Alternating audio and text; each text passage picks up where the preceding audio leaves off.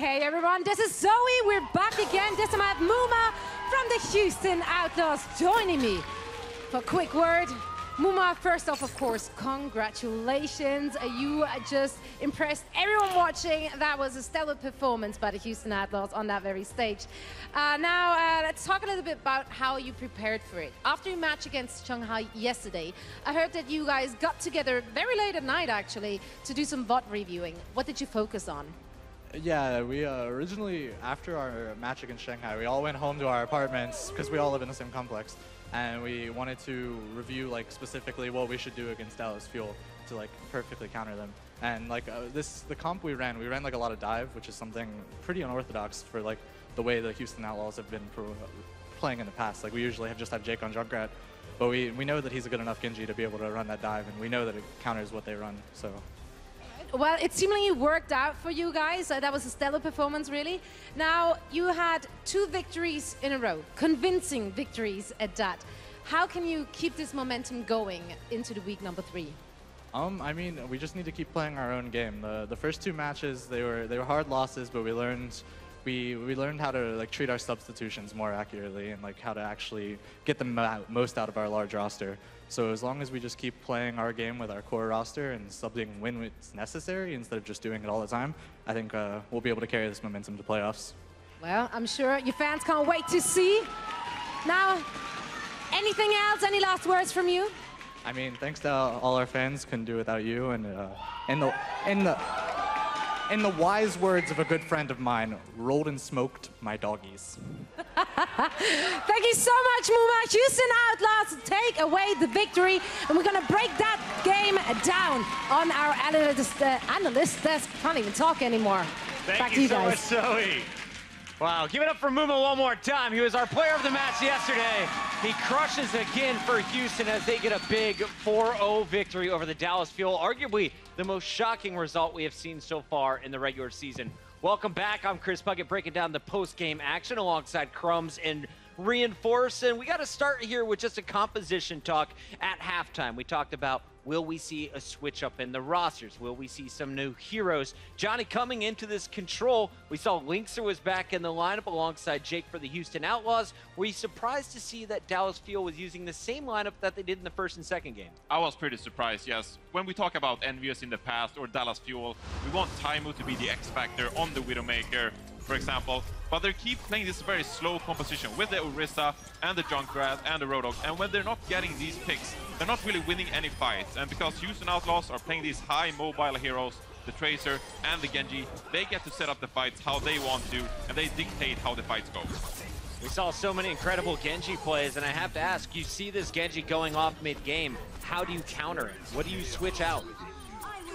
Well, your tanks actually are typically more geared towards dealing with the Genji. The Divas and the Winstons are pretty much your easiest way to deal with these heroes, but unfortunately, I think that the Fuel just was unable to perform when it came to the tanks, as the issue came down to dive themselves in the previous map in Horizon, where the synergy just wasn't there. And I think the synergy just really was not there for them to be able to deal with Genji's Jake, which was also surprising for them. I don't think they actually expected them to bust it out. Yeah, well, we've seen in the past that teams like, for example, New York, who we're about to see coming up next, they utilize the Winston a lot more in their anti-dive compositions. So I'm a bit surprised to see Dallas Fuel still opt for the Orisa in these kind of Junkrat compositions. You might as well put Coco on that Winston. He is more of a passive player, and he is good enough on the Winston. So maybe skip the Orisa next time. Skip the Orisa, bring out Winston, deal with the Genji. That's what Dallas Fuel didn't do. And on the other side of things, we watched the Houston Outlaws. It's been a story of the DPS. They're constantly putting up highlights for us, but you were really keened in on Jake for our third map.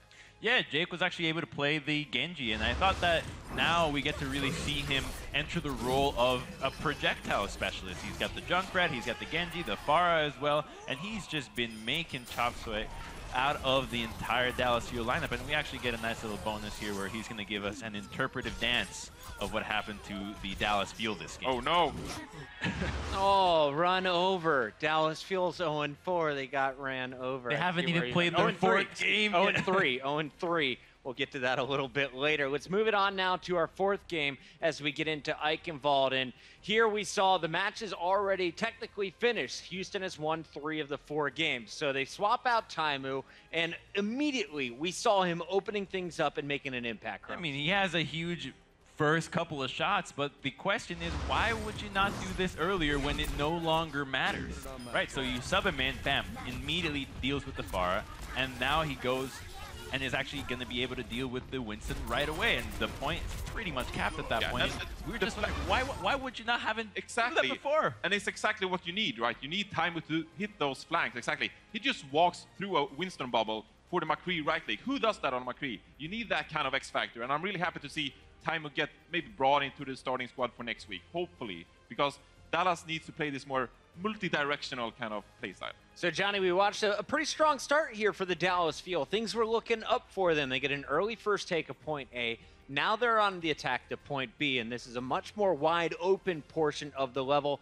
Dallas just seemed to stall out on the bridge, or even before they got to the bridge. What happened? Yes, and it was Jake again on the Junkrat, of course. He was standing on top of the castle on point B, just spamming wildly and shutting down all of Dallas Fuel's routes here. But he ends up dying in this case. But they didn't do it throughout all of this point. So I'd like them to see maybe hit Jacob a bit more, because that fight was really successful for them. But throughout, they were a little bit lost. Coco and Mickey not focusing down the same targets. So a bit uncoordinated still. Well, I want to actually point out the coordination necessary to take down Jake's Junkrat. If you remember in the World Cup when Korea was facing off against USA, it took 3 people and a Diva Bomb to actually take him down from these high ground. You need so much coordination, so much commitment to actually remove him from these high ground positions where you can do so much that a team like Dallas, struggling to dive, was just never going to find the openings to deal with his pick.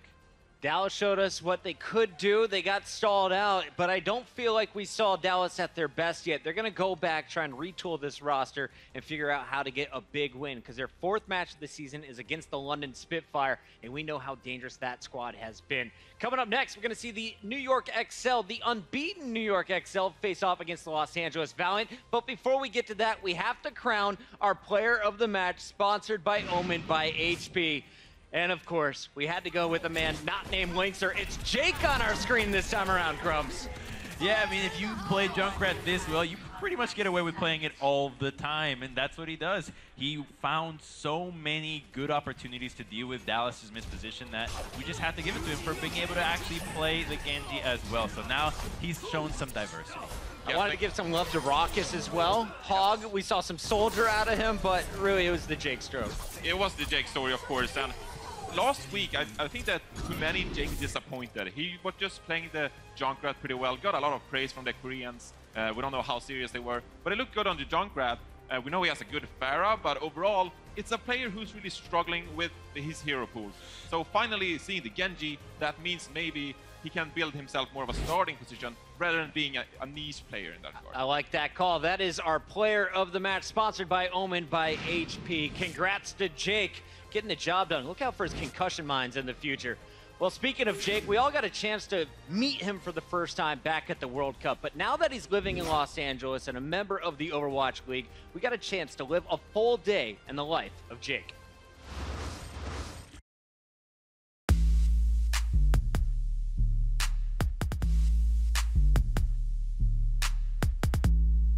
My name is Jacob Lyon. My gamer tag is Jake. I play DPS for the Houston Outlaws. Later today, we'll be going down to the venue, playing some scrims, but right now we're just getting in the mood. This is the apartment complex where they have all of the Outlaws housed. Hard to complain out here. It is the first day of games for the Overwatch League in general, but we have no games today for the Houston Outlaws. Our first game is actually tomorrow against the Philadelphia Fusion. So for us, today is a training day, it's a practice day. We've been here for, coming up on 2 months now, and we're really getting into the rhythm of going to the studio and playing every day. I was fully on course to finish college and, go get a job, but I knew that what I really wanted to do, that my passion was always esports. So I, always had that sort of secret hope all through school that I would make it in a game, be good enough to compete professionally. At the start of the inaugural season, there's a lot of sense of history in the making. You know, there's a ton of money behind this league. There's a ton of personnel investment, time investment, and, you know, just personal fan commitment to the league and its success. You know, it feels like all eyes on us. What's up, G? And this is our practice room. Come on in, guys. Hello, welcome. They have no res, no res. Let's suck the event. Back up. I'm Valking. I pulled Widow. I got punched. Can you get out, Muma, or do we need to fight forward? I'm kind of come up May here. Let's just go for max OT. Muma's primaling. Muma, call your death. Linkster, don't go until Muma's dead. Baby Diva, Baby Diva. Nice, guys. Good hold. It's kind of funny here because you always, you know, you pass each other in the halls. You're kind of like coworkers in a way, even though you're on different teams. All right, we're backstage here at the Overwatch League studios in the Blizzard Arena, Los Angeles. You might start to recognize it a little more as we go down this way. This stage has a lot of emotion attached to it. You know, this is where we play. This is, you know, where it all comes together.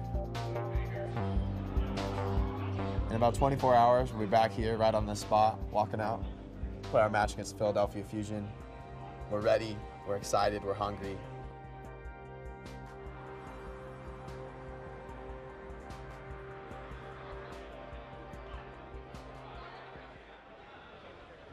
Today is game day. We got our first match of the season against the Philadelphia Fusion. I chose the name Jake in game because I feel like there's something meaningful about using your real name in a place that's so, you know, anonymous normally. Ooh. The DPS role is sort of the the opposite of the unsung hero, right? Like you get all the plays, you get all the highlights, but that's only because you get all the support from your team to make those things possible. Hi, friend. How's it going? It's going. How are you? Oh, just chilling, excited. Yeah. Feels good. Ready to go out there and kill it? Mm-hmm. All right. Hair and makeup, great people working there. They're always awesome and supportive. It's just nice, you know, in a high-stress environment just before a match. It's not about practicing or grinding anymore. It's just about being ready to put out what you already practiced. It's the work you put in to get here. All right, guys. Good job. Good luck. Have fun. Yeah. Ladies and gentlemen, give it up for the Houston Outlaws.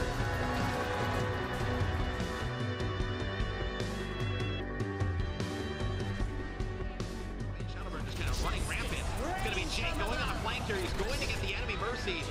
Expect the balls there. It's going to be Jake to fall.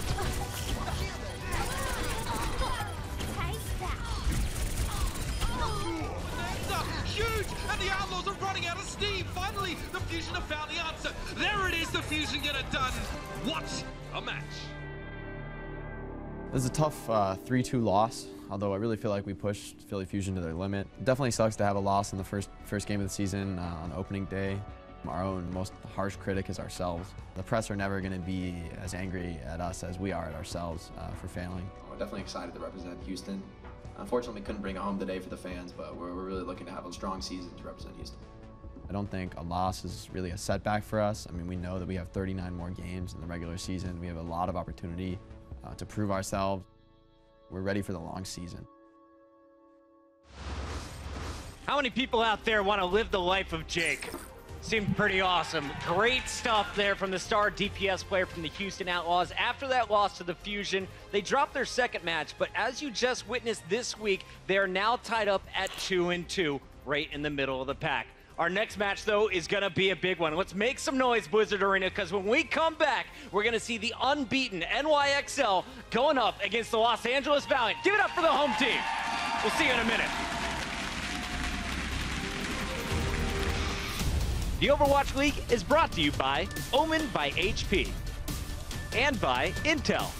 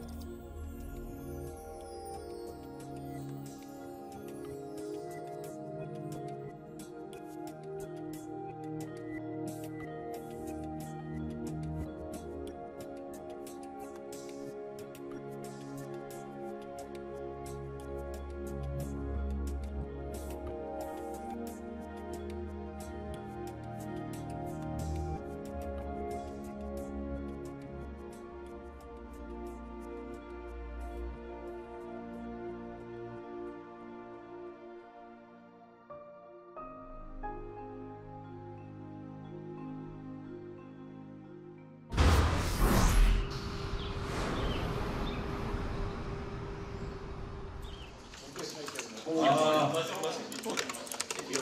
right, boys. Today we're going to be going over some. Get a few fun. Today we're going to be going over the same map pool from pre-season, and then we'll be going into scrims against Spitfires. So it should be nice and easy. Right, let's get rolling, guys. Spin around. Some people drove past this space 6 months ago and saw an abandoned garage. Noah drove past this place and saw the future. The second I saw this space, I saw it in its finished state, and I knew that it would be a really great home for our organization.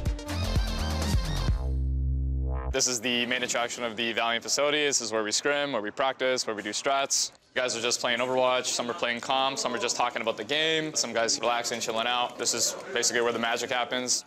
We have one of the youngest rosters in Overwatch League, and most of our players are kind of discovering now what it means to be a professional player. If you stretch, over time it will feel better. Oh, man, you hurt. 1 is good, 10 is really bad. I think it's broken, I'm going to die.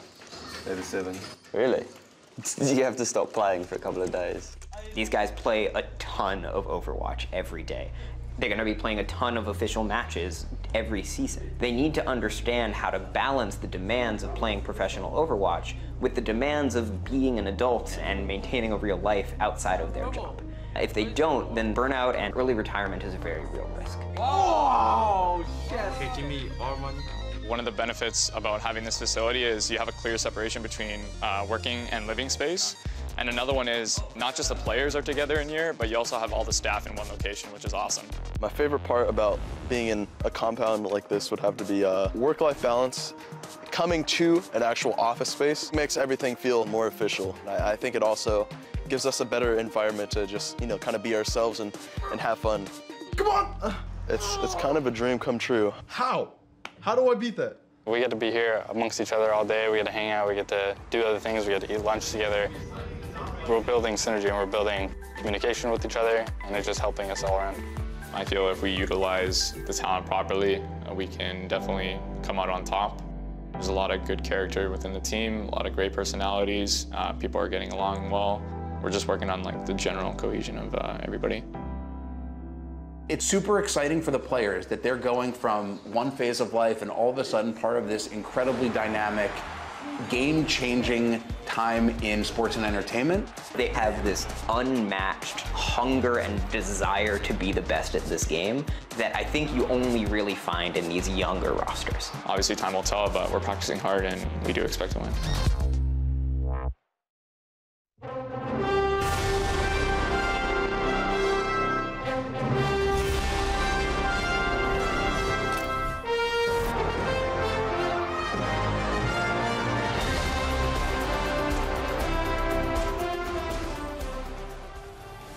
And the Valiant are back on the move again. You wanted a blockbuster match? Sabiobi is also here. Now Pine's starting to feel it. It's gonna be 2 kills, make it 3 for Envy. Silk Thread now, keeping the train rolling straight on. But Sabiobi coming out on top in a lot of these engagements. It's almost impossible to see how he managed to do it. A decisive opening to this series. And on the LA, on the attack. Welcome back to the Overwatch League. We are live in Los Angeles. We are watching some incredible games here on the 17th day, or 17th match of action here. This is day 2 of week 2, and I'm your host, Chris Puckett. I'm joined at the desk once again. We got Crumbs reinforced, and our insider Zoe joins us once again. Zoe, what do you think of the first match? Oh, Houston I'm so coming out excited. with the 4-0. Yeah, you know what? I know that Fuel was the favorite going into this one, and that just makes me all the more happy that the win from the Outlaws was that convincing.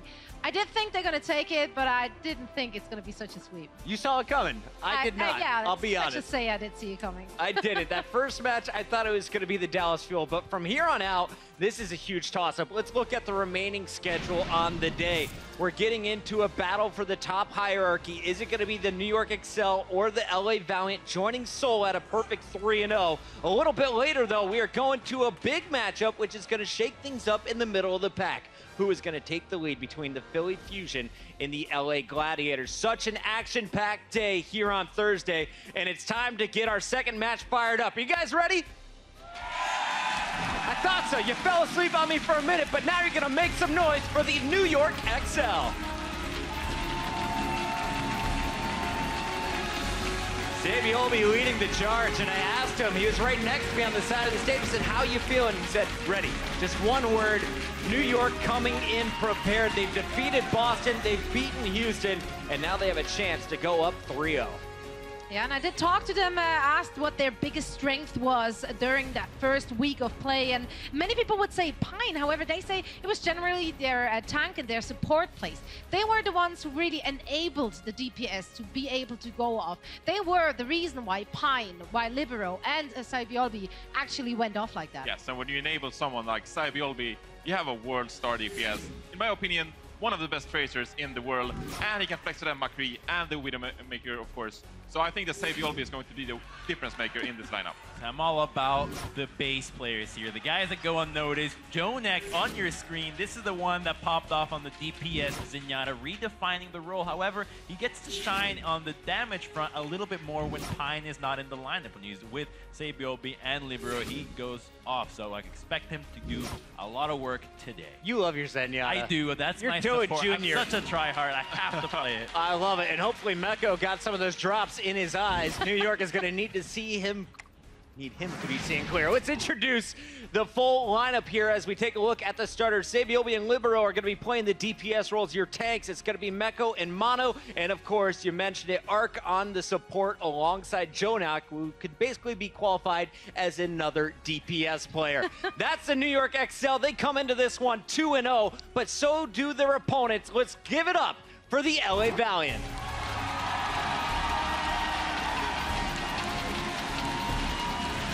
The hometown squad was one of the biggest surprises in week 1 of the regular season. They beat San Francisco in the very first match, but then they went on to pull off an even bigger accomplishment. They took down the Dallas Fuel 3-0 in a massive victory. And right now they are poised to have their biggest accomplishment yet. This is probably the most likely opportunity for a Western team to take down these all-Korean rosters, and it's going to be off the back of the tank play enabling their DPS. Yeah, out of nowhere, really. We saw the tank in Contender Season 1, Fate and Envy, not necessarily rated that highly at all. Pretty mid-table tanks, but now going into the Overwatch League, Fate and Envy, in my opinion, has been probably a top 3 duo, tank duo in Overwatch League thus far. Yeah, and I gotta say, I'm very surprised to see Agilities here in the starting lineup, as Silk Thread was the one standout player, really. Oh, what's going on there? You got your hand over on your forehead, you know. Well, anyway, yeah, Agility's coming in for Silk Thread. Silk Thread was one of the big reasons why they did win. He was that standout player, so that now raises a lot of questions from my side onto what they're gonna see or what they're gonna do on Junkertown. It's kind of crazy, Johnny. You mentioned the tanks, Fate and Envy. You were with me working Contenders, and all we did was call out their poor performance back in Contenders. Now they are one of the strongest pieces of this lineup. Look out for the LA Valiant today. Let's jump into this one, because we know this is a battle to see which team will join Seoul at the very top at 3-0. So let's go to you, Crumbs. You mentioned Jonak is going to be a key player here from the New York Excel. Who are you looking out for on the Valiant side of things? Well, he's got a great counterpart here. When it comes to the Zenyatta duels, you've got Unko, who is also a stellar Zen. They've both been able to hit great DPS, get lots of snipes, but their woes have been the same. They both get a lot of mistimed Zenyatta ultimates that have been costing a couple of fights, maybe overlaps with the Mercy. So the team that can shore up the Transcendence usage, I think, will come out on top here. All right, so what matchup are you looking forward to in particular? Oh, can't come as a surprise that I'm gonna go for the Tracer showdown here. It's gonna be Soon and Sabiolbi. Those are the two players I want to see going off. Who of these two players will be winning those Tracer battles? Because in the past, I have to say that Tracer versus Tracer, Sabiolbi will be your man. Johnny, you agree with that call? You're just gonna... Oh yeah, I agree with that. I called out Sabiolbi. A lot of people hype Soon up. I think the arena is cheering for Soon, but I'm going with my man Sabiolbi. In my opinion, he's the best Tracer in the world. And we saw in the World Cup, wow, he smashed Sinatra on the Tracer, so he's going to do the same today. Best Tracer in the world. Everyone quote this, put it on Reddit. That's Reinforced 2018. Impressive call there, Johnny. We're looking forward to this Tracer battle, but let's look at the big picture here. The map pool could be something in favor of the Valiant. Yes, exactly. We've seen from the Korean teams, they don't necessarily favor Junkertown so far. They've been struggling a bit. So on Junkertown, once again here, LA Valiant has a good chance. We've seen Horizon, where LA Valiant last week managed to win convincingly versus Dallas Fuel. They might take Horizon this time as well. And New York Excel, they played 2 maps so far. Both time, Pine has come out on Ilios and just popped off. But this time, we're playing Oasis. So is Pine going to be fielded this match? I don't know. But all I know is that LA Valiant has the better Pharah. Anyone out there want to see Pine today? Kid's pretty nasty. He's not in the starting lineup. We'll see. When does New York choose to put in their final boss? This one is going to be a barn burner. Let's start with you, Crumbs, going down the line. Official predictions. Who moves on to 3-0? Official prediction, I think the LA Valiant is going to set things on fire today. I think that they have a better overall strategy compared to the New York Excel that has been relying too much on individual prowess to get them this far. I think the Valiant is going to show up and big today. Hometown squad, going to you, Reinforce. I'm going with the New York Excel for this one. I'm sorry, LA. I'm sorry. Libra on the Junkrat, Sabiel the McCree, they're going to shut down the dives of Valiant. And what about you, Zoe? You're the tiebreaker. Are you going hometown or New York? I don't want the audience to boo me out like that. like that. Okay, let's take it that way. My heart wants Valiant to win, honestly. However, I do think NYXL does have the edge. Yes. Sorry. 2 New Yorks and an LA. That's it from the desk. Let's get this match started. Let's send it backstage. We got Uber with Mr. X. Thank you very much, Pocket. G'day, Blizzard Arena. Nobody sleeps on the City That Never Sleeps map, but the City of Angels are putting forward their finest squad so far, of course. 2-0 for the Valiant coming into this one. But tell me, you grew up in Long Island, right? Yeah. Now you live in Which Los is in Angeles. New York. Yeah, in New York. Where are you feeling on this one? Like, you know, we can talk about your heart or your head. Look, I think the Los Angeles Valiant had a tremendous week last week. You know, putting up the performances they did. You know, 2-0, undefeated in terms of maps. They do get the 1 draw. You see the map list here in this series, but I feel like everyone's kind of, you know, undervaluing New York a little bit. I feel like they have such a strong lineup coming in. I feel like New York's going to take this series. Well, to be honest, I'm glad to call Los Angeles my home. Plus, they're green and gold like the Aussies. Let's make some noise, ladies and gentlemen. We're going to jump into Junkertown to kick things off. The importance of this match cannot be overstated. Now that we've seen the Dallas Fuel stumble yet again, perhaps the victory of the Valiant against that squad earlier on doesn't mean as much. So this is the true litmus test, the benchmark for possibly one of the finest Western teams or at least predominantly so, we have in this competition, of course. Los Angeles, a lot on the line here. They've already showed that they can, you know, take down San Francisco. Preseason, they seem to be the better LA team. Now it's time to go coast to coast, just like Space Ghost. I feel like you learn a lot about both of these rosters coming into this series, because I think a lot of people would put, you know, Seoul Dynasty at the top, you know, London Spitfire right there at number 2, and then I think everyone would kind of say, at least early in the season, you know, these two teams are kind of that battle for 3-4. We kind of get a decider here, so to speak. And I think the reason you see agilities that Zoe was talking about on the desk is that potentially they would have agilities running the Roadhog, right? We've seen agilities run the Roadhog. Potentially you see that, you know, when, well, it's going to be the Valiant here on defense. Agilities does have Junkrat out now, but he's not exactly up with the rest of his team. Envy looks like he'll be playing Roadhog, so they'll go Orisa and Roadhog in terms of tanks. You have Soon playing Widow, and then Agilities will take up Junkrat responsibilities here. So we're seeing a fair bit of this, right? It's the fairly well-known combo, of course. You play the Orisa with the Holt into a Roadhog hook. Obviously, just a slight issue on the stage there, guys. We'll keep you updated with that one as we go through. But obviously, the Orisa Hook combo is very popular. We actually have seen, we saw obviously the Dallas Fuel try and use that one. You get a guaranteed hook. You get a guaranteed pick. We normally see the Junkrat in a composition as well. It's good to deter divers as well, of course, as the Roadhog is. But we actually saw a little bit different from Dallas. We saw a Tracy here, but this seems to be like the generally agreed lineup for this kind of comp. Yeah, I think you go with the Widowmaker in this type of situation, right? You can play a little bit further back. You don't have to play up by that Orisa shield, right? And even with Tracer, you know, when you have Orisa and Roadhog, it's really just the Tracer kind of going into that backline, going up against that Zen Mercy combination, which if your Mercy's healing up the Zen, it's very difficult. And you kind of have Zen put a Harmony Orb on Mercy, right? It's very difficult to get either of those targets down.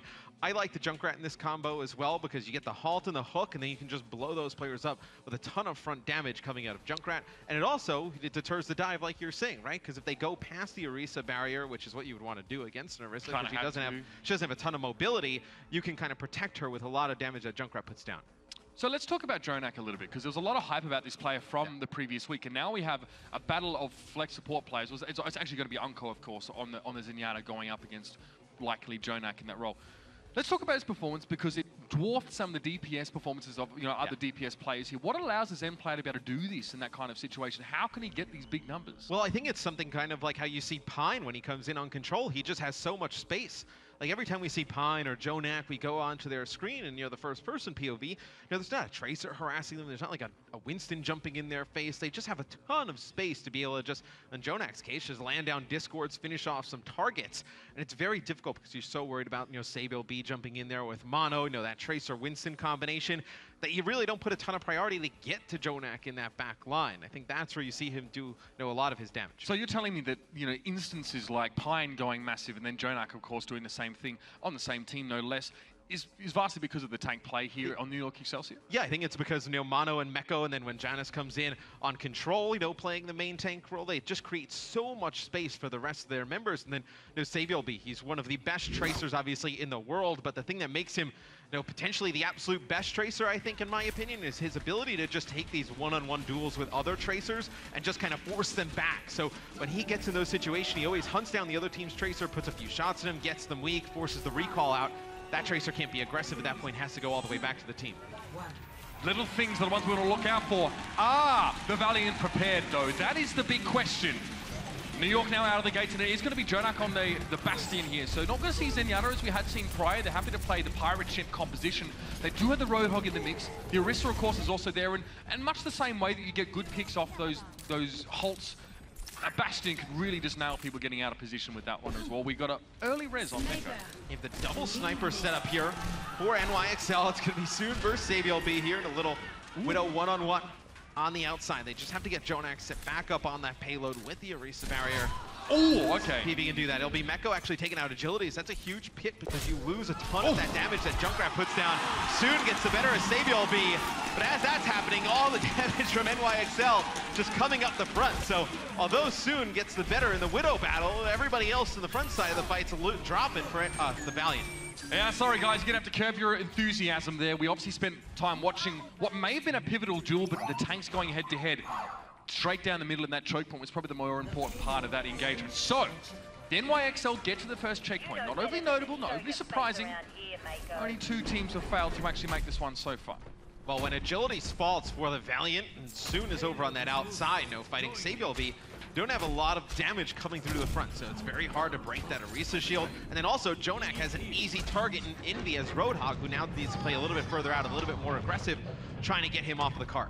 Single support, so you notice that players like Mono and Meko are a little bit low on HP. Gonna have to wait, and that's a huge Riptire! Happy birthday, New York. And that is definitely going to stop them. A good time to catch them as well, Matt. They're on the causeway. There's not really much opportunity to spread. And I wonder when we see NYXL switch off of the Bastion, because the payload's around that corner, it's going to be very difficult for Jonak to get set right back up on the cart. So you can see where the cart is right now. See what New York decides to do with the Bastion. It looks like they're going up for a high ground setup here. From behind, perhaps. Unko will be able to hear this. Surely the Bastion makes a lot of noise when he steps, and they don't have the time to really crouch walk this. You go. Dragon Strike. Make it all the way around. This could be nasty. They might pinch it here as well with the Dragon Strike. Meko doesn't hit the hook, but he finds the damage anyway. The scrap gun is there. Dragon comes screeching on through. Doesn't claim any kills, but the Valiant out Jonak from downtown. Kareem, there's not a damn thing he could do about it. And that was nasty. The Valkyrie was there as well. It just did not matter. That is filthy there from Jonak, just shooting Kareem out of the sky when the Valkyrie comes through. I'm surprised the Valiant didn't hear the players from NYXL coming through that staircase. They seemed a little bit shocked once they got up there around the corner. The Dragon Strike from Libero forces them out a little bit of position. Also makes sound. It makes it harder for them to hear what's behind it. Is also true. There's a ton of sound there with the Dragon Strike animation. Kind of use that to hide some of the footsteps. Oh, agilities. Yeah, wasn't ready for that one. Sabiel B now just wrapping around a little bit more. It's a res there, and it can be done. It's a safe position for Kareem to bring agilities back, but very, very quickly, the young player needs to respond. Sabiel B down, and he's there to receive soon. No idea what happened, but a bullet between his ears. Now Libero as well. This is getting nasty now. New York are pushing forward. The payload has been left unattended for the time being, though, so there's a chance here for the LA Valiant to set up and hold this a bit more. Well, New York lost both of their tanks, so there's really nothing they can do at that moment in time. Then they lose Sabiel B on the Widowmaker, so they're forced to back out a little bit.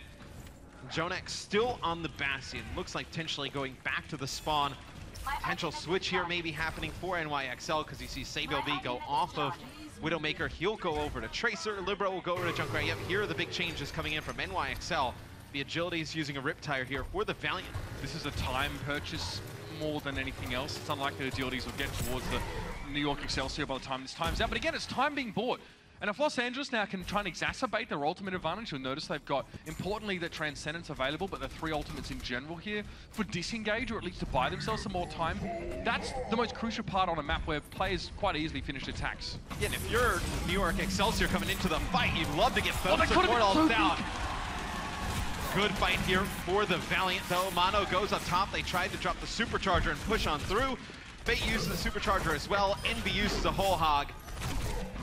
It'll be the Valiant holding on the defensive end. I was saying it would be great if NYXL could get in, force out 1 or 2 of those support ults, because now you would have came back into the fight with your own Valkyrie. You know, the fight extends at that point. You think maybe SaveLB gets closer to a pulse bomb, but the fight just really dominated there by the Valiant. I mean, that fight there as well, bear in mind, Envy only had a couple seconds channel time on that whole hog, but because the Supercharger from Fate was put down, he was able to break the shield that was put up by the enemy Orisa, and that allowed the rest of the Valiant to just blow them up.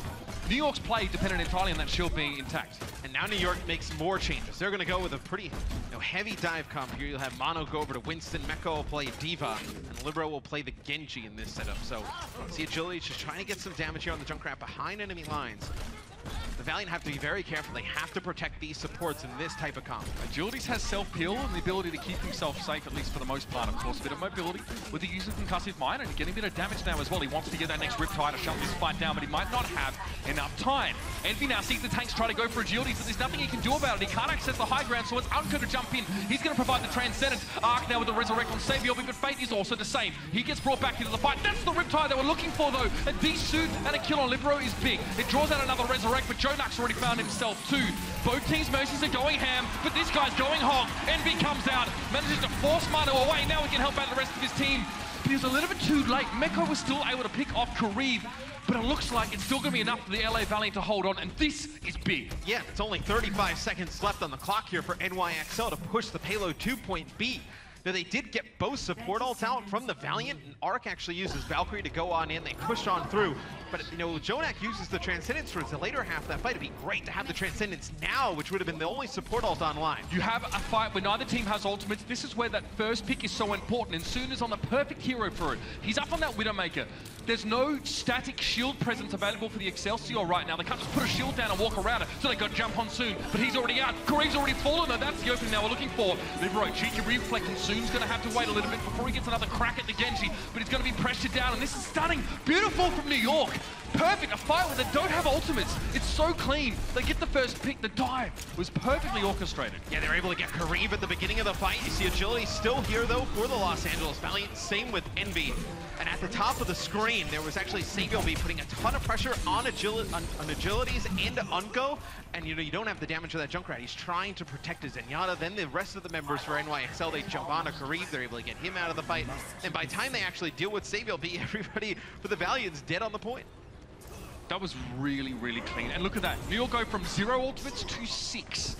And they win the most crucial fight, arguably, of this map. However, they're short on time still. This Riptide could be devastating as it comes across. Agilities wants to connect this, and from Libero's perspective, we don't quite know where it is right now. Libero sitting on back, and the Riptide doesn't really get too much there, so it does buy time. Again, that's the name of the game right now for the Valiant. Libero's looking for a Dragon Blade here. It's going to be a self-destruct drop in. Meko attempting it now. Again, back and forth. Meko's brought back up after Agility's found him. They do use the Primal Rage here. Does New York. They use a Pulse Bomb here as well. It'll be Unco. Uses Transcendence. They're going to get aggressive, but Transcendence comes out from NYXL as well. Here comes the Dragon Blade from Libero. Slices through one. Just trying to put pressure on Agilities here. Has to be careful because of the Junkrat. Jonak finishes him off. The NYXL picking up a team kill here. Coming into the next fight, though, Karib will have that Valkyrie, so you have a ton of healing coming out in the double rest. That's why it's so significant that the Valiant forced out both of the support ults from the Excelsior by getting aggressive with their Transcendence. They said, we're going to come in, we're going to make it look like we're going to try and fight and win now.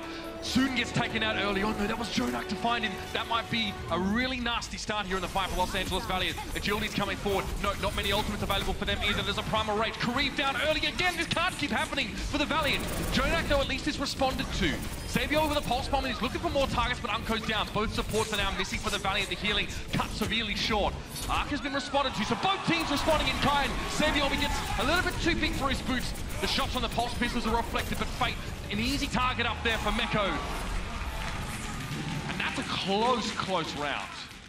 That kill onto Kariv, though, coming out of the spawn, that is the one that pretty much wins it there, completes the map for NYXL. They kind of traded supports. Jonak does fall at the hands of Fate. They dive in, though, on the other side. They get Kariv. They end up completing the map. No time in the time bank. The Los Angeles Valiant put up a very good fight, especially at that point B defense. And this definitely raises the stakes for New York now, because it's not really common. We just saw it in the previous series, but again, not common that you can prevent an attacking team from finishing the round. Okay, we saw it even there. The map can be very hard to get back in control of once you lose it. So when New York kind of faltered a little bit on that second stage in the winding streets, and they were trying to look for an answer, the fact that they managed to break the deadlock, but even breaking the deadlock without having any ultimates, going for like a complete clean fight there and just using a perfect dive, that's incredibly impressive. Definitely something I want to look at later in detail and just see how they put it together, because it was very, very impactful. And it looked like NYXL was actually going to take point B rather quickly. You remember, they come up that back staircase with the Bastion, they're able to win that fight, and then the Valiant, they just jump right onto the payload after that. They're able to win the next engagement, then hold for another maybe 2 minutes or so. So it's a very good defense from the Valiant. Now it'll be NYXL's turn on the defensive end. Libero will play Junkrat, Sabiel B will play Widowmaker. They'll have the Orisa Roadhog combination in terms of tanks. Also have Jonak playing Zen, and Arc will play Mercy here. Again, this is generally the accepted team composition for defense on this map. So the Junkrat there giving himself a little bit of an ability to get enemy, or at least to get away from enemies, right? To put, a little bit of distance between him and his foes. And then you got Sabiel as well. So New York want to sit back, get picks, open up fights here with those automatic, pick hooks from Meko. Mano's going to be using the Hulk. Meko's going to get an easy hook. They've got to try and give the man advantage and roll the fight from there. See if the Valiant roll out with this lineup. So Kariv will be playing Widowmaker. Usually you see him on the support role, but he can play DPS as well. Agilities will play Roadhog. They'll have Fate play Orisa, and soon will take up Bastion responsibilities as Envy will play Hanzo. So very different setup here coming out from the Valiant. You have your off tank in this type of situation playing Hanzo, and you have one of your flex supports here playing Widowmaker. Yeah, and they're not liking it, to be honest. Zoon's already gone down here. Meko was able to get access to the payload. Notice how Fate put that bubble down on the barrier. Wasn't really in the ideal position to protect their Bastion. Agilities now is out in the open. The last place a Roadhog wants to be now hooked in, and it's going to be an easy dinner at this stage for Meko to pick him off. Envy, though, this is... we don't see this from him much at all. Really odd. Switch to McCree. He actually found Sabiel there in that fight. I just don't think the Valiant had enough numbers to continue to press forward here. And something that's really been key to the Valiant success thus far through the season, Johnny was talking about on the desk, is how strong their tank play has been. And you have your main tank now playing with agilities in terms of your 2 tanks and those guys. Agility's mostly a DPS player, plays, he does play Roadhog, right? But then you take the Diva out of the equation here, and Envy goes over to McCree. It just kind of changes things up quite drastically here. The reason, that's going to be nasty. Flashed up, and Envy was ready for Sabiel, but he might not be done yet, though. The damage boost, you'll notice the effect there. Onko making sure that McCree is as impactful as possible. It was a warning shot, concussive mine thrown in Envy's direction. He's able to roll back and avoid being knocked and taking the damage, but Kariv gets hooked in. Perhaps a little bit too far forward there. And now they're going to approach the payload. Envy's there, get another flash to interrupt. No chance for the Roadhog to take a breather either. Knocked back this time properly by Libero. Has forced out the Transcendence. It's going to be Unko, though, using the Valkyrie. He's going to get Meko. It's Arc using the Valkyrie, bringing Meko back into the fight. Unko uses his to get Soon back into the fight. Agility's here with a whole hog. As Unko still in Valkyrie, flying up high. Arc still with his Valkyrie as well. NYXL did have to use a Transcendence here. I guess the benefit for them, though, is that there's not that double support ult on the side of the Valiant, right? Because you're only running Unko on the Mercy. It's interesting. Normally it might be someone like Soon on the Widowmaker, maybe Kariv or Unko on the Bastion. We're seeing it mix up a little bit here. Now Libero's going to come in with a Riptire. The Valiant very warily checking their corners and periphery. It's going to come around the right side here. Oh, hello. Soon on the Bastion there as well, just ready to receive it. It's going to be a tire taken down, but it's also for reconnaissance purposes. You have Fate taking out Sabiel B, though. It was a halt pushing him down towards Envy. So you see Mono putting down the shield here, over by the payload. We need to see some aggression from the Valiant here. They really need to take this power play and use it. This is the issue with when you run that back, and that's a huge pick, because now there's no shields on the side of NYXL. Which means that Envy can do so much more damage as well. It's so annoying for McCree to try and bust through those bubbles. And now it's going to force NYXL to back up here a little bit. may get one more fight here. Their res mono, They but do kind get of mono. out They of actually position. they go around all the way on that right-hand side. They have to be very careful. They got to get back tank mode towards the payload here, and it's going to be the supercharger as well. Jonak trying to lay into Soon here, finding with some of those ores, but this is nasty. What else would you expect? The Excelsior walk straight into the setup of the Valiant. They just make a bit of a concave setup and allow Soon to get as much damage as possible. Hardly a smile on this man's face as he knows the job is far from done. But the Valiant eventually managed to break a little bit of a slow start. Again, not super convincing. We talked about New York, being bled down in terms of time. The Valiant now need to make up some of their own. And even though they do take out mono, they pretty much give up that res because they get great positioning there, right? They push the payload all the way around, and they know that New York has to fight from that right-hand side behind that little house. Very difficult to do much of anything. I like this here, the Envy pick. Obviously, first of all, you can play these corners a lot. Also, a good scatter shot is going to get rid of an Orisa straight away, and that's big. With Libero being down, there's a lot of damage missing from the side of the Valiant, but that was a nice hold there. It's going to allow Mecha there to get the finish off on agilities, and Envy. And LA trying to play in sort of two hemispheres. Not working out so well, but Kareem finds Savion. And Unko's going to use his Valkyrie, same with Arc. So CBLB comes right back into the fight. Agility, so doing some work on the Roadhog. Envy there with that scatter arrow like you were talking about is able to take out CBLB. It'll be Libero. This needs to be big. Using the tire here. They're going to use Transcendence as well. They get Unko out of the sky. I believe it's just Mono, Meko, Jonak, and then you have Arc healing them up on the point. They're able to hold on. Jonak, with the help of his tanks, putting in a ton of damage there on the Zenyatta to finish off some players. We often see Jonak featuring quite heavily in the kill feed with a bit of that cleanup action. Now, I'm interested here, Matt, to see that Soon's continuing to play the Bastion, but Envy now playing his third or fourth hero, in fact, for this round. And you just see where having the double supports for NYXL is paying off there. Having the Transcendence plus that Valkyrie able to provide so much healing, so much sustain. See here from Jonak's POV. Guy is so sick on the Zenyatta, and now we see the changes coming in from the Valiant. So Kareev will play Zenyatta in this setup. Unko will stay on Mercy. Don't want to kind of reset any progress towards ultimates they built up. Soon, though, will stay on the Bastion here, Mitch. Yeah, he needs to get in a good position for it. That's the problem here. The enemy team has a bit easier, or far easier, access to high ground in the first little part of this stage, so they need to kind of shepherd the Bastion into a position where they can use it to full effect. Right now, they're just sort of fighting on the ground. Here, Jonak is going to be a little bit more sparing with the right clicks and make sure he weaves in the orbs with the rest of his team, but headshots are still going to give him the damage he's looking for.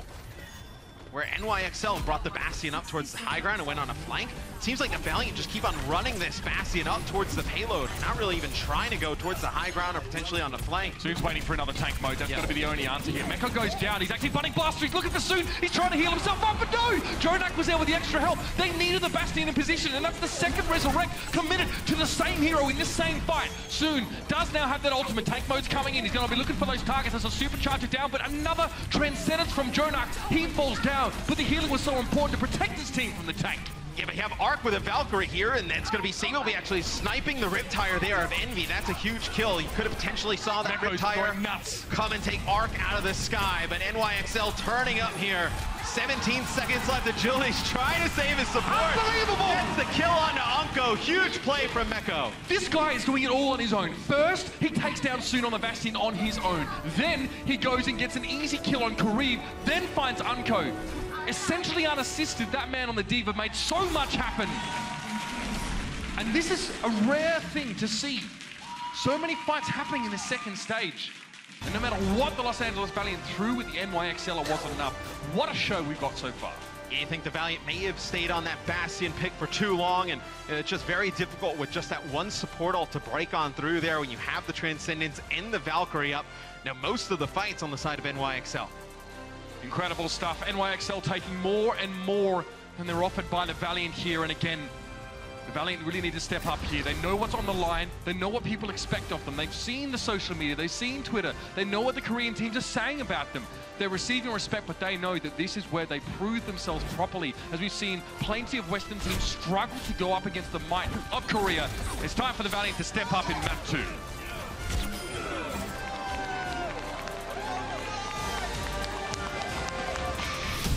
The Overwatch League is brought to you by Intel and Omen by HP.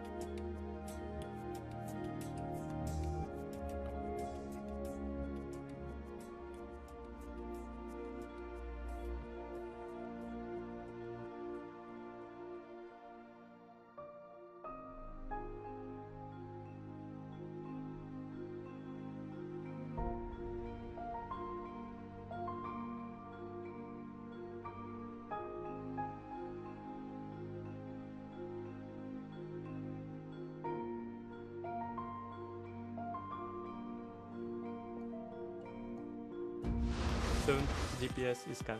Los Angeles Valiant. Soon is one of the best tracers, I feel like, in this league. My playstyle with Tracer is always aggressive, because these are high mechanical heroes. We need to aim, we need to dash, we need to do a lot of things in the same moment. Oh, soon though, winning that battle. I'm from France, so I'm a baguette. We have Koreans, we have Canadians, and me and Uncle, we are French, and we come to the team. Yeah, for me, it's a good family.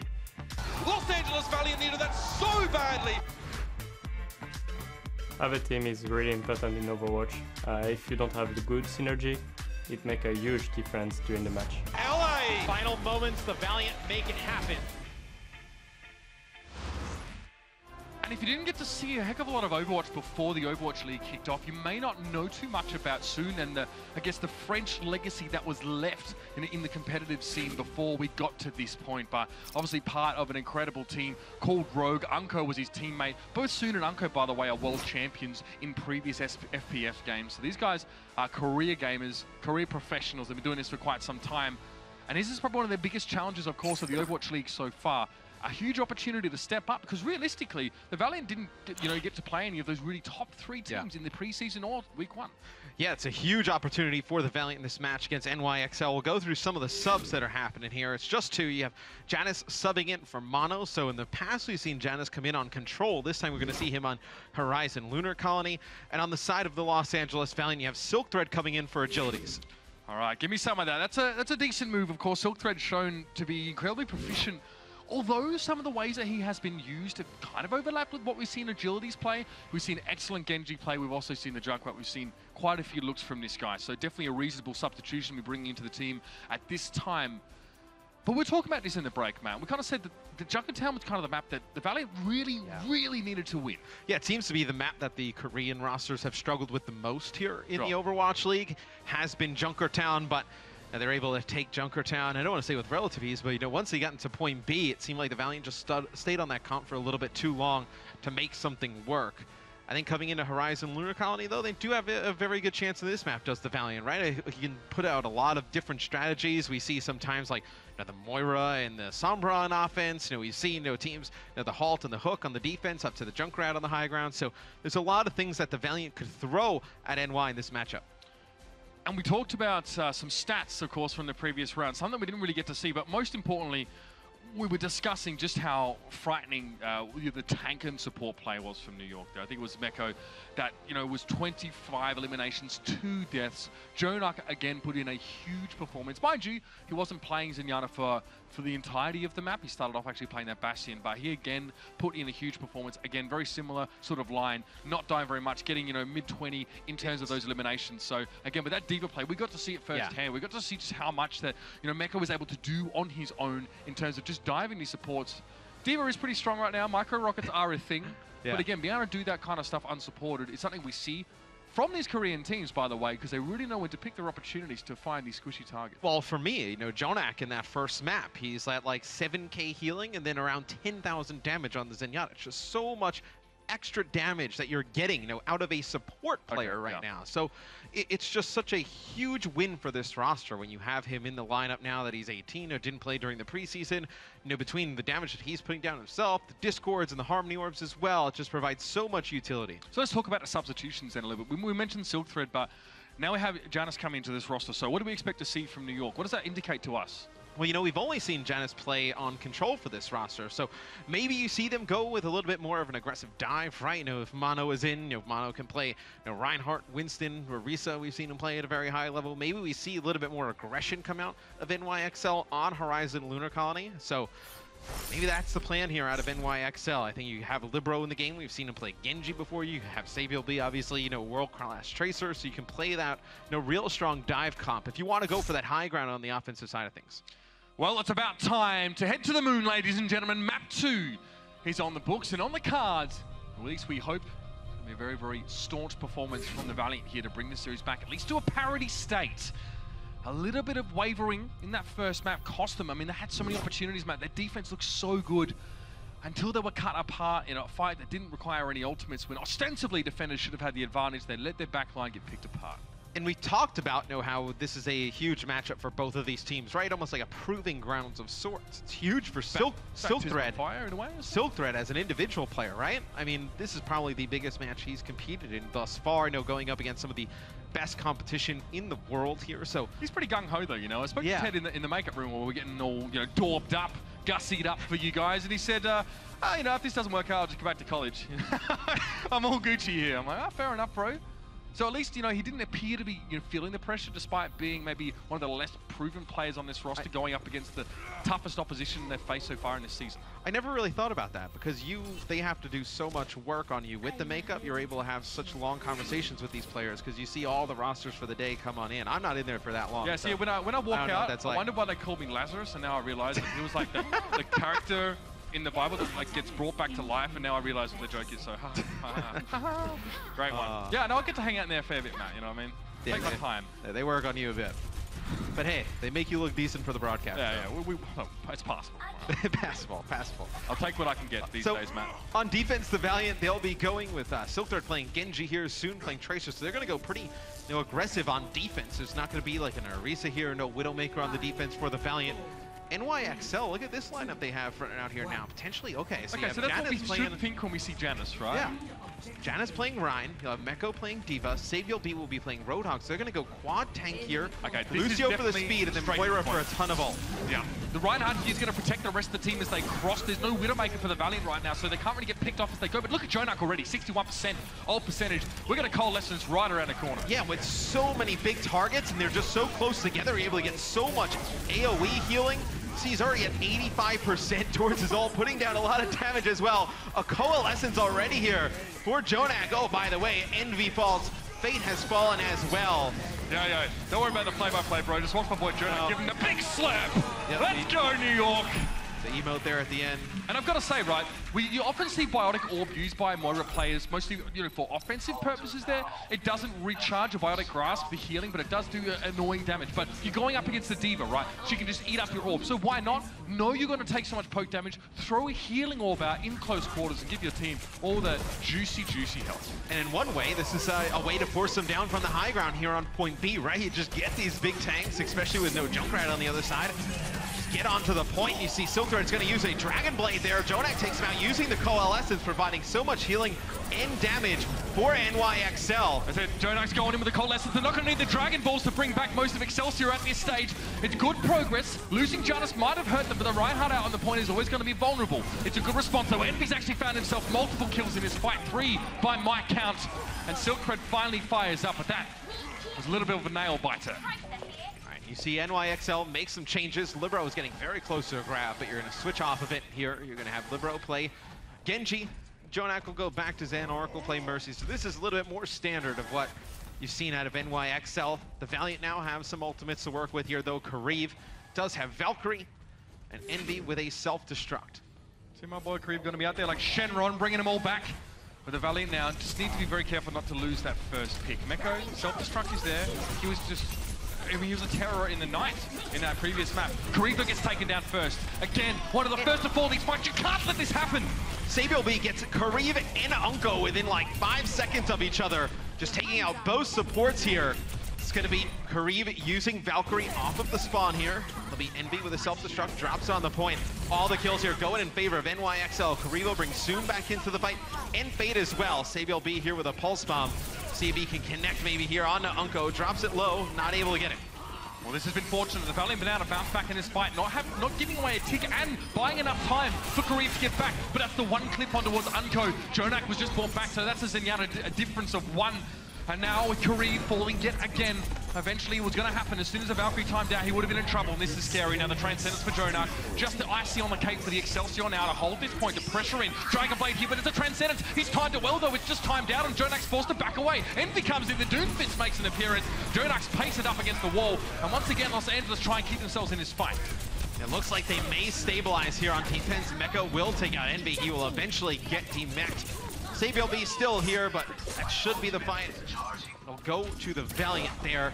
There's some progress is made by NYXL. We'll see coming into this next fight, though, because you know that there's no support ultimates online for the Valiant. You saw both of them come out there during the fight. Libero does have a Dragon Blade, getting very close to it, 88%. He'll oh, no! He gets these picks out of nowhere with the right click, so you lose Unko right away. Now Libero getting very close to the Dragon Blade, 98% and counting. Maybe you pull it out here. It's a big kill, though. They do get Jonak out of the fight. Kariv will get the res onto Unko, so it's a big turn of events there for the Valiant. I mean, again, if you're a Valiant fan, that is very frightening. Yours and Yana getting picked off at long range there by someone like Jonak. Yo, Unko's going to respect this. I mean, he's been considered one of the best ends in the West for so long now, but yo, this is a completely different stage now. He's got to tighten up a little bit more. Libero has a Dragon Blade, Soon's fallen early in the fight, but Unko's found Sabiel, so both traces are missing for the time being. Arc does have the Valkyrie, so he's used that immediately to bring Sabiel back up in the fight. Kariv's a little bit away from his own now. Dragon Blade time from Silver. He found Jonak to start it off, and Libero's going to try and respond. They're going to clash swords. The feint and riposte might be an issue, but Unko's found Libero to shut him down. Again, take away some of the momentum of the Excelsior. Janus is also low, but he has Primal, perfect timing. He had 1 HP, now going in. Unclear if he has the teammates to help him with this one, and now his health is getting stripped away from him. He gets knocked into the wall by the rocket punch. Envy bringing that extra damage, and Excelsior just need to pause.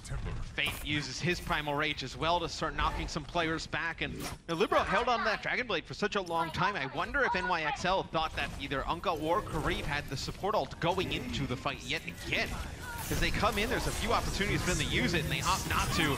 Here's going to be Transcendence coming in for NYXL. They're able to get Unko and Silkthread here. Kariv, though, uses the Valkyrie for the Valiant. He brings back Silkthread. Then everybody just gets toppled on here for NYXL. Now you got nothing really out of that Transcendence. Yeah, I mean, I guess you lose the fight, but no, the Valiant wouldn't have to use the Valkyrie there if it had been a cleaner dive. I mean, if the Valiant jump on NYXL, knowing or at least believing that they don't have Transcendence, and then Transcendence gets popped, that's pretty frightening.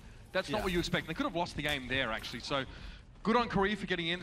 Mercy does these things. Match just brings people back to life. It's kind of her thing.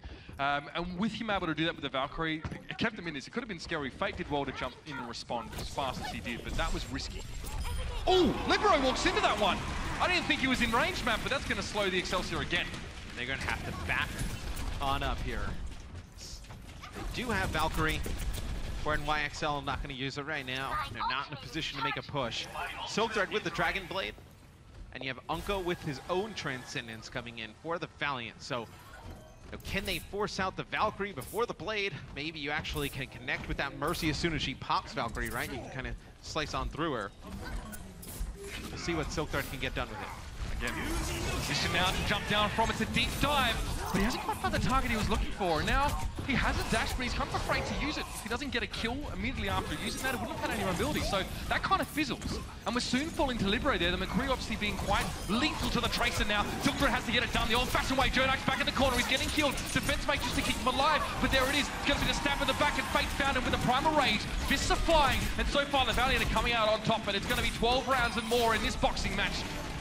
The Valiant recover again. Silk Thread close to get another Dragon Blade. He wants more, but he needs to respect the Winston.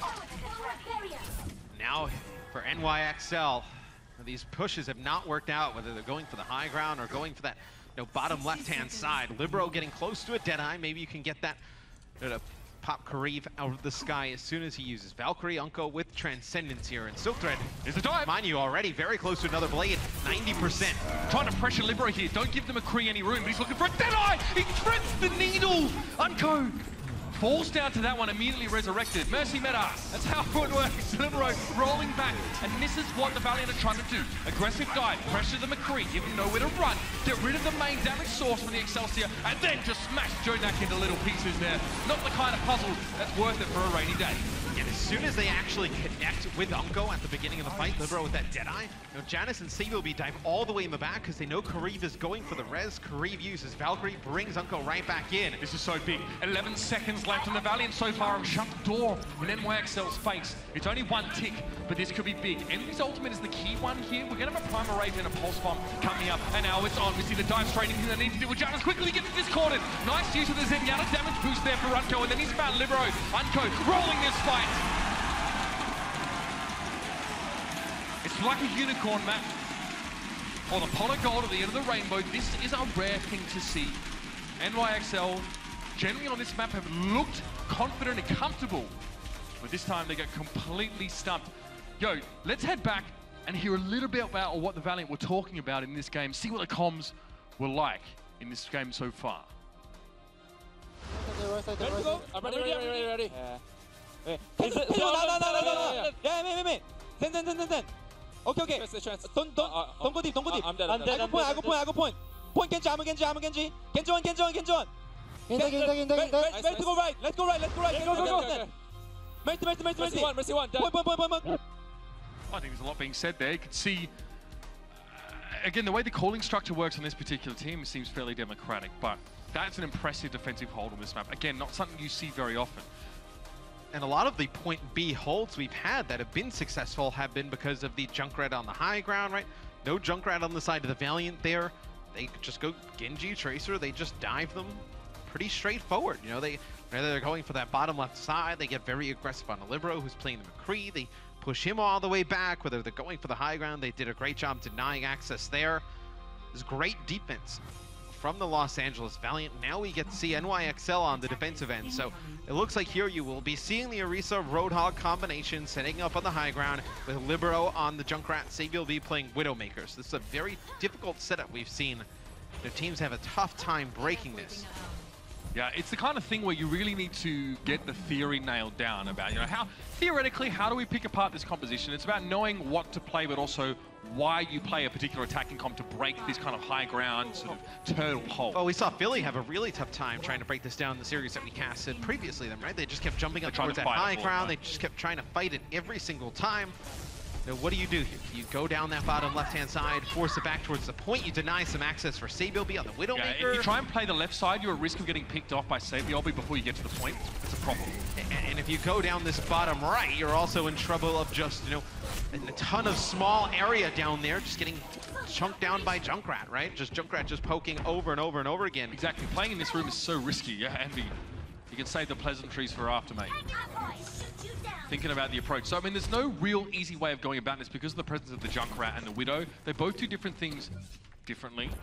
And the attackers, again, their options are kind of limited if either of those heroes are popping off at NYXL. Well, I guess here's your best option if you're the Los Angeles Valiant. If you're soon, you can get onto the point, and it looks like they're only sending Libero down here on the Junkrat, so that takes away a ton of front damage coming out on that high ground. Libero gets the best of Soon there. Mecha will take out Silk Thread. But I did like that strategy there from the Valiant. Now, Soon forces Libero down from the high ground, and then you can go up, challenge it a little bit harder.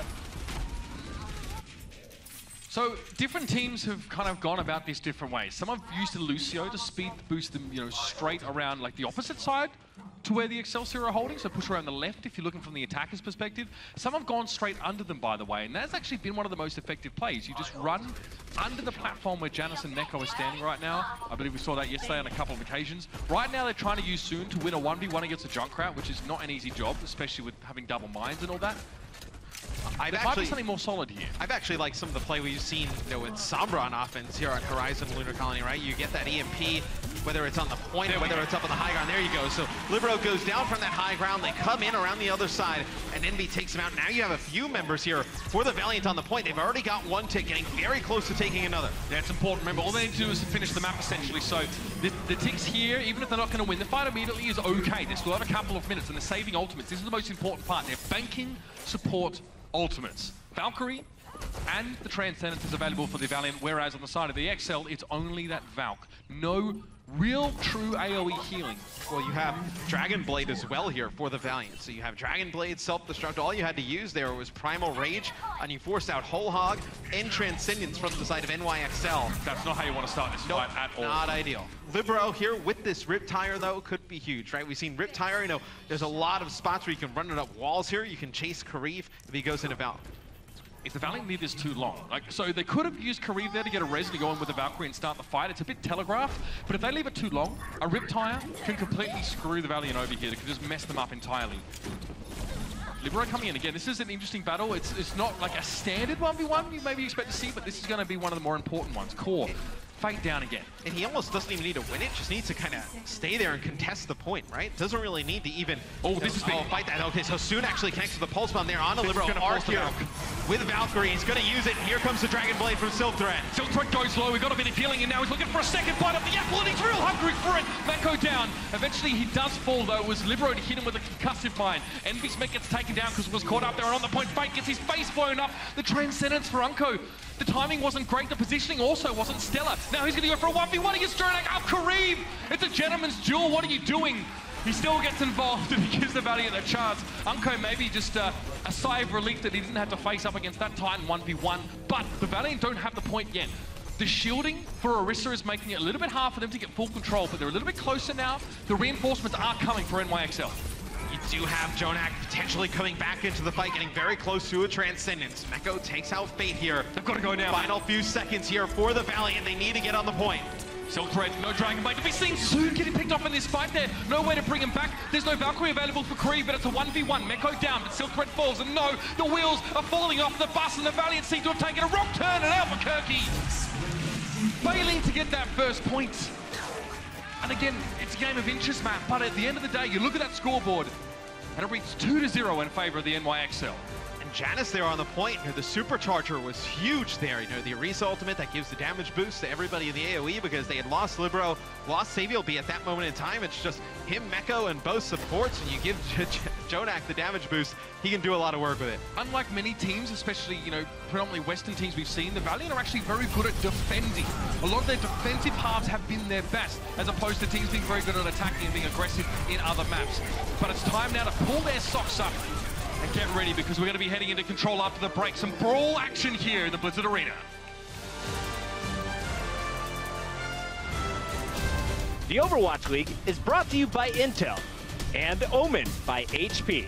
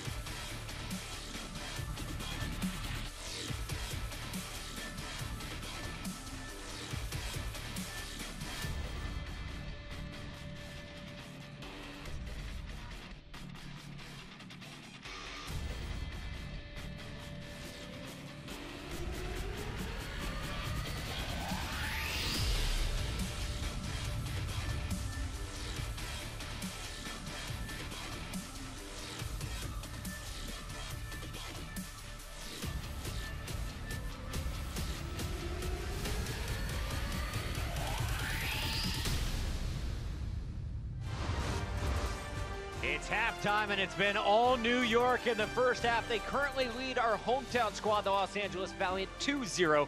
And here to break down the action, I'm your host, Chris Puckett, alongside Crumbs and Reinforced once again. Let's get right into the games here as we talk about Junkertown. It's been the first map.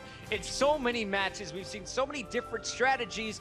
And for a lot of these teams, they're using their support players, the guys that are normally healing. They're now in a DPS role like we saw Jonak on the Bastion here for New York. Yes, we saw Jonak on the Bastion, of course. But then New York Excel, they got a bit stuck on the second point. And so it was a question mark, how are they going to break it? And finally in overtime, they managed to swap to Libero on the Genji, of course. So I'm really stunned by New York Excelsior's ability to swap between all of these heroes and all of these strategies. We have Jonak on the Bastion, and then on Zenyatta, he's fragging even more. And then Libero can play the Hanzo, can play the Genji, and McCree. That shot. That shot was probably the most impressive thing outside of Meko chasing people down as the diva. But as we look through, Johnny, this is what you're talking about. They switched to the dive comp. When do you want to make this major adjustment, moving away from the shields and instead going with more aggressive heroes? Well, we saw LA Valiant playing a Junkrat and a Widowmaker. So they have two people placed on two different parts of the map. And then you sort of need the dive composition with the Genji and Tracer to choose whether you want to shut down the Widowmaker or the Junkrat. If you play more of a slow composition, then you have the same situation we saw Dallas Fuel were put in, where they just managed to get beaten down over time. So swapping to the dive composition, they managed to take out the Widowmaker on the second point, and then agilities on the Junkrat. He can't really do it all by himself, and they managed to capture the map. Speaking of agilities, Crumbs, you said coming into this one it was going to be the Valiant walking away with the victory. Did you expect Silk Thread or agilities in the starting lineup today? Well, I kind of thought that they were going to go with Silk Thread initially, because having agilities in the lineup for the first map ended up putting Envy, the tank, on the McCree as the hit scan role. So I think that maybe they weren't expecting to need a McCree later on, and so they felt comfortable putting agilities in for the first half. I mean, we don't really know exactly what they were going for in terms of what each player brings to the team and what they think is valuable in them for putting them in the starting lineup. So maybe now Silk Thread stays as they had a better hold. Yeah, so far in this match, or in the Overwatch League, we haven't seen agilities. We have seen agilities play the Genji and the Junkrat, but we haven't seen Silk Thread play the Junkrat at all. So I suspect that for Junkertown, they maybe wanted agilities to be put on that Junkrat, and then later on, they might have wanted to swap to the Genjis and the hit scan, and that's where we put in Silk Thread. So if Silk Thread can pick up the Junkrat, then agilities is pretty much out of his job. He can play everything else pretty darn well. I wouldn't put past the Junkrat. Let's talk a little bit, Junkrat. Let's talk a little bit about Jonak, though. You highlighted him before the games. Did he live up to the hype for you?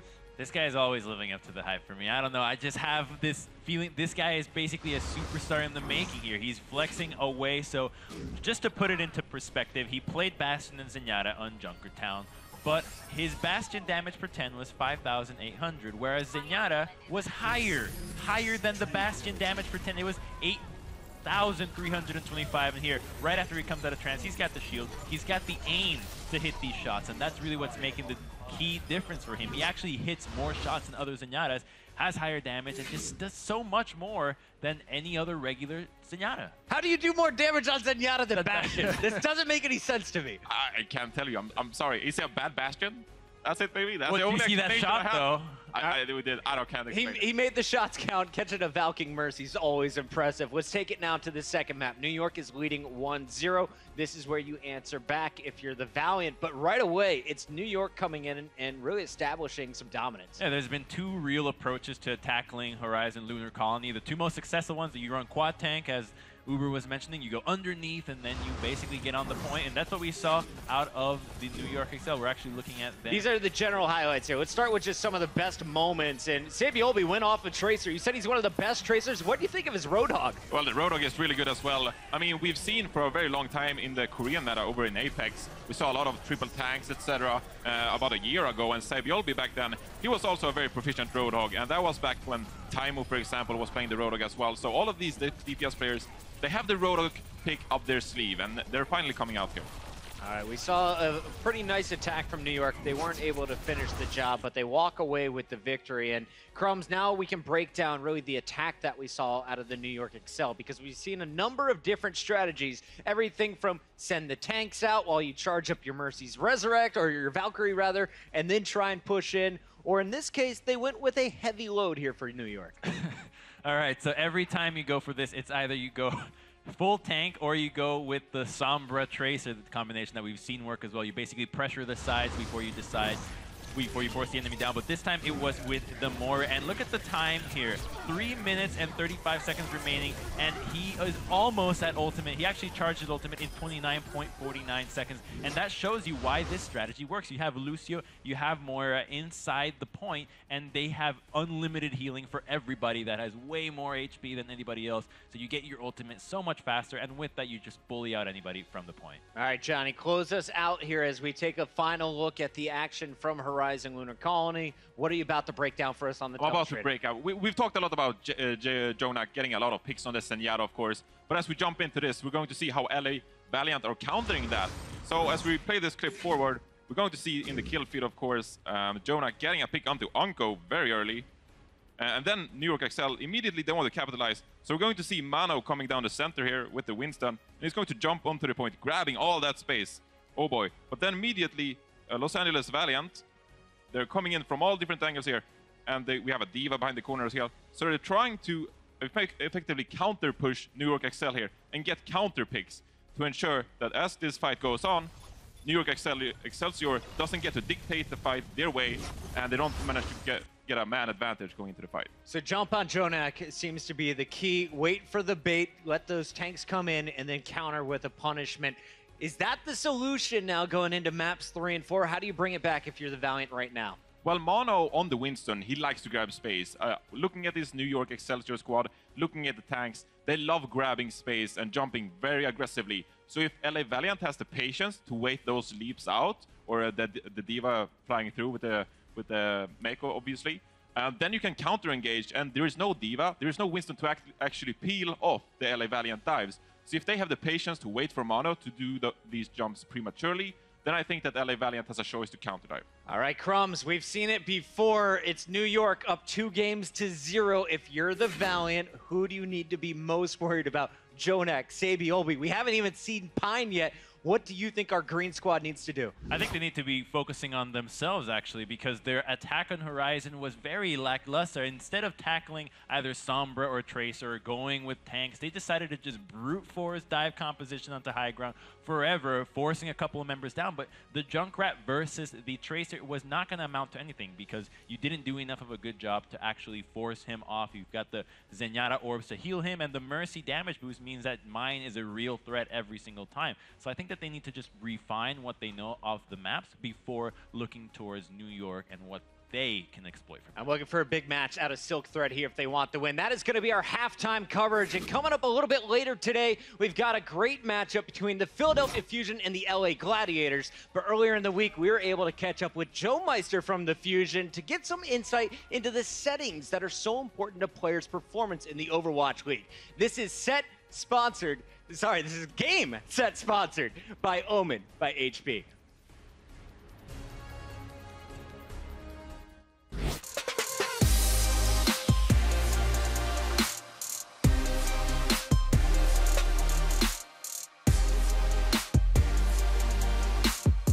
My name is Joe. Most of you may know me as Joe Meister, and I'm playing for the Philadelphia Fusion in the Overwatch League.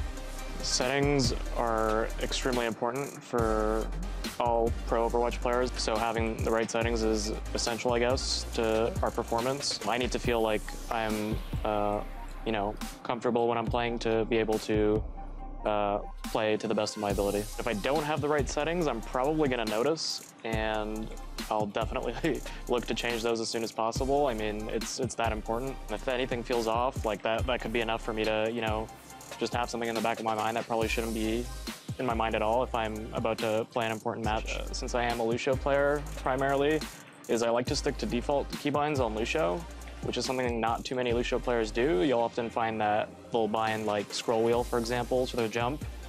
I prefer using spacebar, for example, with a mix of scroll wheel, so I'm not always using scroll wheel. So I prefer the default settings just because it's what I started out playing Overwatch with, and I've just kind of stuck with it, and optimal performance is key to my ability to feel comfortable on stage.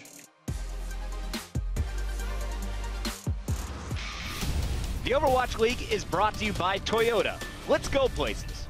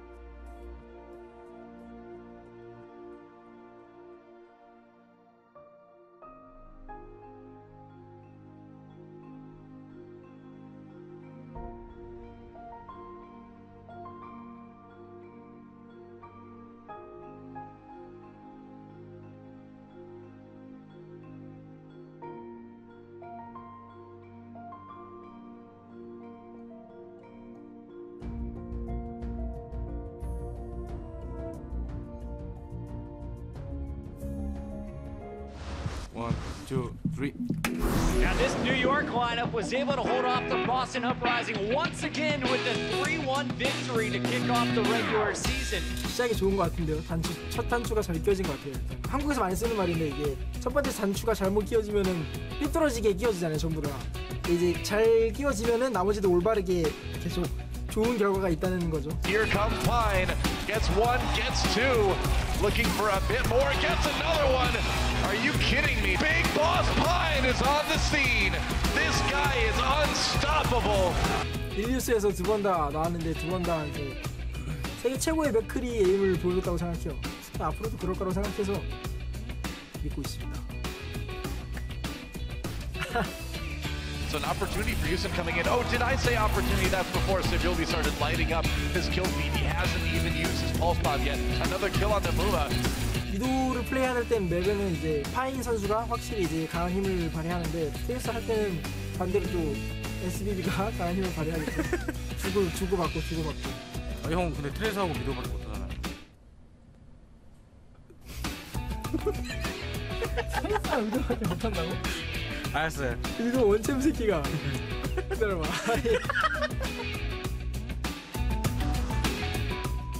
The boss is in, ladies and gentlemen. Pine subbing in for Saviobi here. And I have a request, bare hands. I know you're out there, I know you're watching, I know you're listening. I want this man in a pinstripe suit, a bowler hat, and I want 20s swing music next time it comes out to the stage. He's the boss man, and he's in here, of course, to play on that control map, Matt. Yeah, and Mono's going to come in for Janice as well, so it's a little bit of a flip of what we've seen from this NYXL team in the past. We've seen Janice come in on control. This time Mono comes in for Janice. And it'll be Oasis, the map, coming up next. So no changes on the side of the Valiant. They'll run Silk Thread out again. It's really the only one we've seen from them so far throughout the season, right? Whether it's Silk Thread or Agility's in. I think NYXL makes these changes, potentially, Mitch. You know, you get Pine in the game, you could have a good counter to Pharah play if the Valiant decide to run Pharah, and you keep Libero in who can run the Pharah and Genji. Because we haven't seen them on this map yet, right? We normally just see them on Ilios where maybe the Pharah is not as desperately designed. Yeah, and also I think on this map as well, there's a lot of in Oasis in general, there's a lot of close angles where I think Ilios, Tracer is obviously much better. We see a lot of times on Oasis. You can see on this point, they run the Orisa and the Roadhog, and they try and just use the Junkrat a little bit more. So maybe we see SaBLB not play here on Oasis. I know more often. This will be the first time we get a chance to look at New York on this map. Third map in our 4-map set. 2-0 in favor of the NYXL now. It is now or never, by the way, where Los Angeles must pick up another map. They need to do it here to give themselves a fighting chance in this series. Otherwise, it'll be not the performance that we're looking for, suffice to say. So again, we're going to be in just a moment again. Might see Pine on that Widowmaker to start off with, which is kind of a ballsy move on this map. It's kind of hard to get real good sightlines as Widow on this map, I figured, Matt. Yeah, it'd be very interesting, especially with no Pharah on the other side if he decides to run the Widow here, but it's Pine's world we're just living in, right? Yeah, you know it. 2, 1. Okay, it looks like we're going to see the Widow. Oh, no, okay, McCree at the start. You're going to see Libero play Junkrat here, so it'll be Junkrat McCree, the combination of DPS heroes that comes out for NYXL. Mono will play the Orisa, and Mecca will play the Roadhog. And this is what I actually wanted to see, by the way, from the Dallas Fuel. Instead of running the Tracer for effect, I wanted him to be playing at McCree, because otherwise he's flanking on his own now. Pine can sort of play a little bit on his own. He can freelance a bit, but he can also play around the main bulk of his team. Bait's down early. And again, Pine's just warming up here a little bit, looking for some of these opportunities. You see Mecco is never too far away. And with that first pick, another missed flashbangs, but again, Pine is putting a lot of pressure on, making them respect. Kiss that ring, soon is down. Oh, Kareem, are you kidding me? Have a bit of respect yourself. Pine was more than happy to go for that one. And is there a little bit of an intimidation factor that comes in, right? Because the Valiant know that Pine is coming in. They're down 0-2. And then what, the first 2 kills of the game, he deletes soon. I want him coming in like Stone Cold Steve Austin, mate, like 5 years ago. play the music. I want people hanging over the chairs, like someone screaming, oh my God, like right next to the crowd mic. I want thunder and lightning. You may as well. I mean, the guy comes in and just puts on a show in these control maps. He's been so great on the McCree. It makes it so difficult now to run this dive composition because you get close. You have Pine there playing McCree, and you have Libero there playing the Junkrat, just ready to Pine destroy it. He doesn't have to go too far, Matt. He's close to a health pack. He might need an Abbott Arcs there to protect him. There you go. He doesn't need to play in traffic. And the Los Angeles Valiant have made very little progress so far. Oh. So that time, the Valiant decide they don't want to kind of jump back Pine on the McCree with their divers. They want to go maybe after Libero and some of the supports. And with the way Junkrat is right now, he just throws one mine that soon takes him out. Same thing with Silk Thread. What's different between this map and Horizon, where we saw the Valiant do a good job of pressuring the McCree on NYXL? It's just they can play over here in this close quarter area, and they have the Roadhog in this composition with that Junkrat. Just a lot of heroes. Oh. That's the combo. Before he even gets there. I mean, that's the old ball and chain, ladies and gentlemen. No, I'm not referring to your wife, Matt. But you have the hook, the halt, and then the Discord and Libero potentially putting down damage on the Junkrat.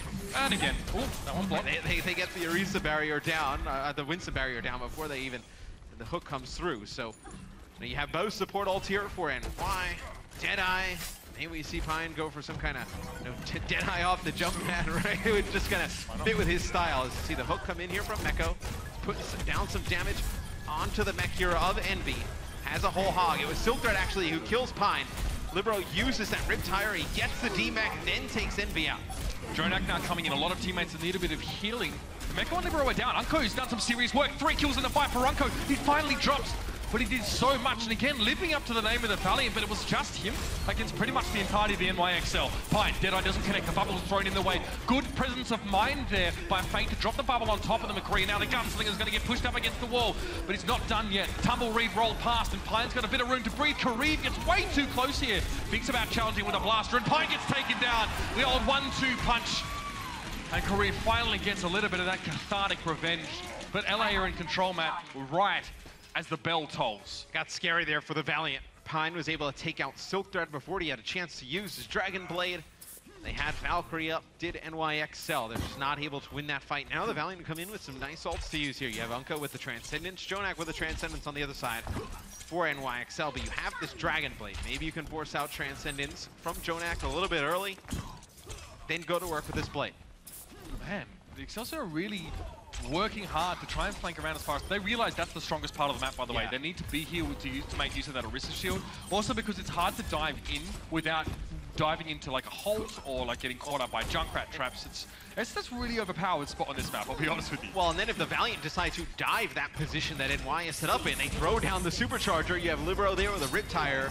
They'll put down so much damage. They catch Pine out. They're able to jump him. Nice. It takes 2 players, a lot of resources dedicated to getting rid of Pine, but it does the job, and the gunslinging Maverick is now put to bed. Be back for another few seconds, and that seems to have given pause for thought for the New York Excelsior here. They're contesting, they had to stand on the point to use their shield properly, and now the Riptide is going to come through. Libero looking to find Silkthread up the top here. Transcendence coming out, Silkthread now going to time it. Another good time, Dragon Blade, but he gets halted back. The Orisa making it impossible for him to access those targets in the back line, and Silkthread is going to have to content himself with a bit of damage until Pine comes in and shuts him down. It all falls apart at the beginning. I believe you actually saw Libero take out Envy, and then soon went to go use a pulse bomb and then just died. Didn't know whether to his own pulse bomb or he could have got hit by one of the cars out there. And NYXL able to use their Transcendence off of that to push on through to the point. They would take our first round of control. Feels like the Valiant took a long time to really start to figure out this hold of that NYXL, using that particular side room. And it's interesting how New York sort of identify the most well-fortified place on the map to be used with an Orisa. They obviously make it very hard to try and enter close quarters. There's a Junkrat present. There's also the flashbang from Pine, who's actually not playing in those close quarters, but trying to bait people into them, and then moves out around in towards the open, playing close to a health pack. So it gives himself some degree of self-sufficiency.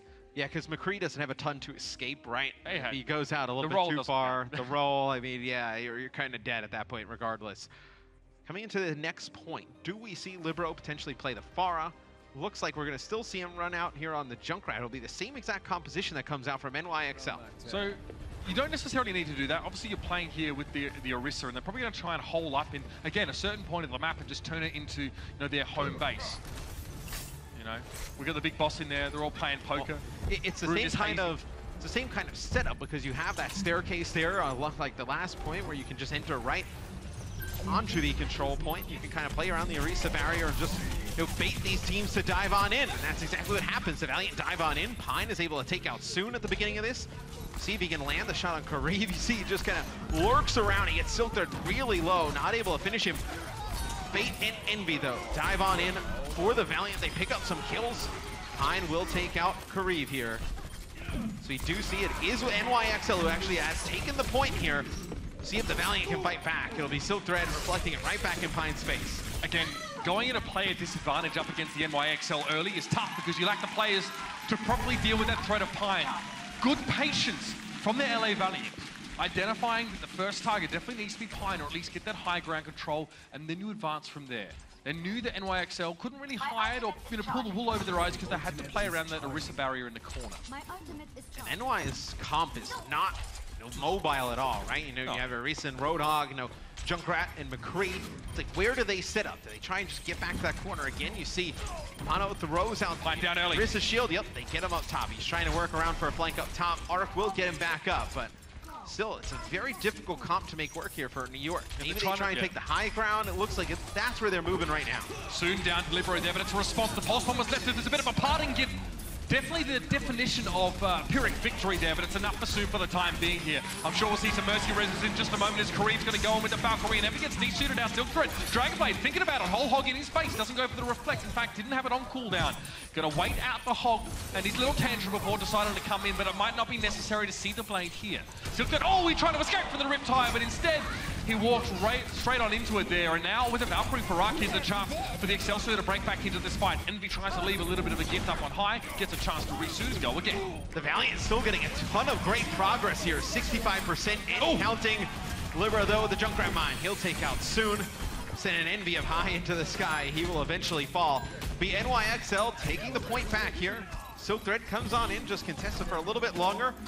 At that point, needs to reset B with his teammates while trying to stay alive on the point, get some more percentage towards it. Coming into the next fight, Jonak actually holds on to his Transcendence, and that's huge. So you still have the Transcendence to block the effects of potentially that Dragon Blade coming on through. The Valiant need to try and draw it out. So Soon is probably going to be told here, try and, you know, force this. But look where Jonak's standing.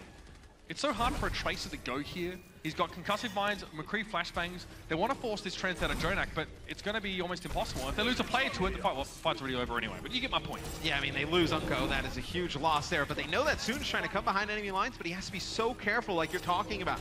No Junkrat traps, the grenades, the mines. Just in that close hallway, it's really easy for Libero to just get any type of spam fire down there, just, you know, random grenades. And this is even harder for a Tracer than it would otherwise be, because you have to stay out of McCree's flashbang range, but now you have to stay out of Orisa Holt range, because that's going to mean you're guaranteed to get hooked at Unko. You don't want to pick a fight with a big boss.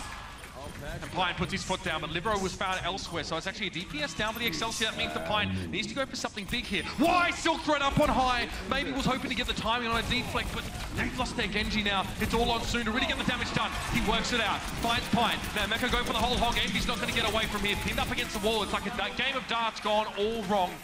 Mecha just about faces, deals with Soon, and this could be the last fight. Yeah, and Soon is on the point there with Karif, but there's nothing they can do to actually flip the point back in their favor because Mono just throws down an Orisa shield and just stands behind it in the corner. Just trying to come in, chase him down. Arc now with a Valkyrie in the next fight, 98% and counting. The Valiant need to get towards the point. They get a touch. Silk Thread with the blade. Can he be the difference? Mecha taking a lot of damage, but he just heals through it. All he takes a breather. Libero, though, falls early. That's the important pick. There's going to be a Dragon Blade here in this fight. Fate also has a Primal Rage. And the Valiant know they need to win this fight and the next one, so maybe don't use them all, but they've got no choice now with the Valkyrie being committed. It's Arc to get 2 Resurrects up, and now Meko, again, looking for a target. Doesn't fancy Envy. Defense Matrix going to make it hard to connect. Now, again, trying to look for the Diva, get that D-suit. The Meko now being the target of scrutiny himself. His teammates are falling left, right, and center. Soon gets resurrected back. Meko going down there. This could be it. In overtime, LA bring it back, and now they have both of their support ultimates. NYXL at none. It's huge for the LA Valiant. They have both support ults plus the Dragon Blade and Pulse Bomb coming into the next fight. A huge advantage, 88% and counting. NYXL, you may get a Transcendence. You're gonna have a Deadeye, you're gonna have a Supercharger, and a Riptire here. They've got to watch out. Need to get a touch, though. It's really on Meko to get a touch as he goes over to Diva. This Deadeye could take them apart, though. Not a Transcendence or a Valkyrie could save the Valiant from Pine if he gets his ultimate off properly. Libero's Riptire is down. That's the first step in the right direction. Second needs to be this kill. Silk Red's found Jonak. It's a whitewash. That's going to be the Valiant to clean on up here. Overtime is going to tick down. And now we have ourselves around. Pine to fall, gets jumped into. Envy going to be looking for a chance to make it back. Has the self-destruct if he needs to deny space. But that's it. We're an even game now, and finally the Valiant spread their wings.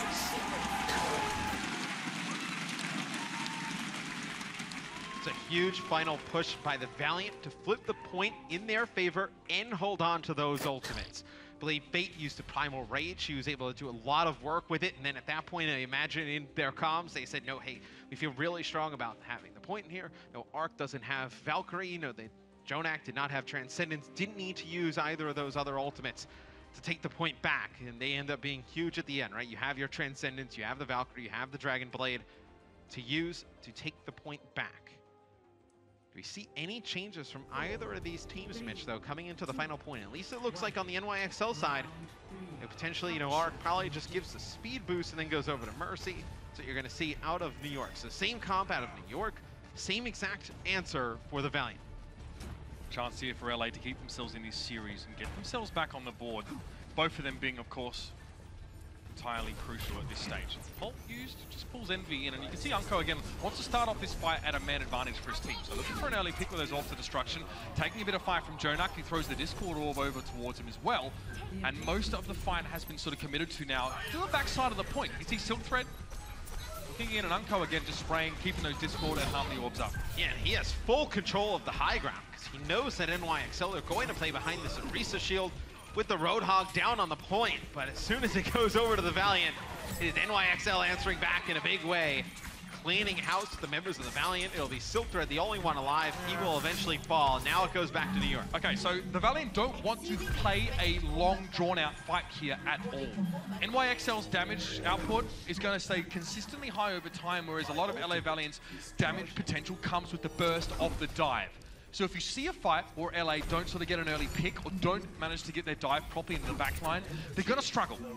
And with the way that I know Mercy, she can just res that, it's almost like 2 picks they need, right, to get into the back line. You have to really put down a ton of damage. All or nothing. What NY can do right now is they can just play around, you know, mono on the point with the Orisa shield, just use the halt and the hook, and then have some of the other players play up top. It'll be soon connected with the pulse bomb on it. Jonak, Arc will use Valk, bring him right back into the fight. Pine takes out Face. Now, that's going to force out Transcendence there. That's a huge play because now it's going to be both support ults invested here by the Valiant.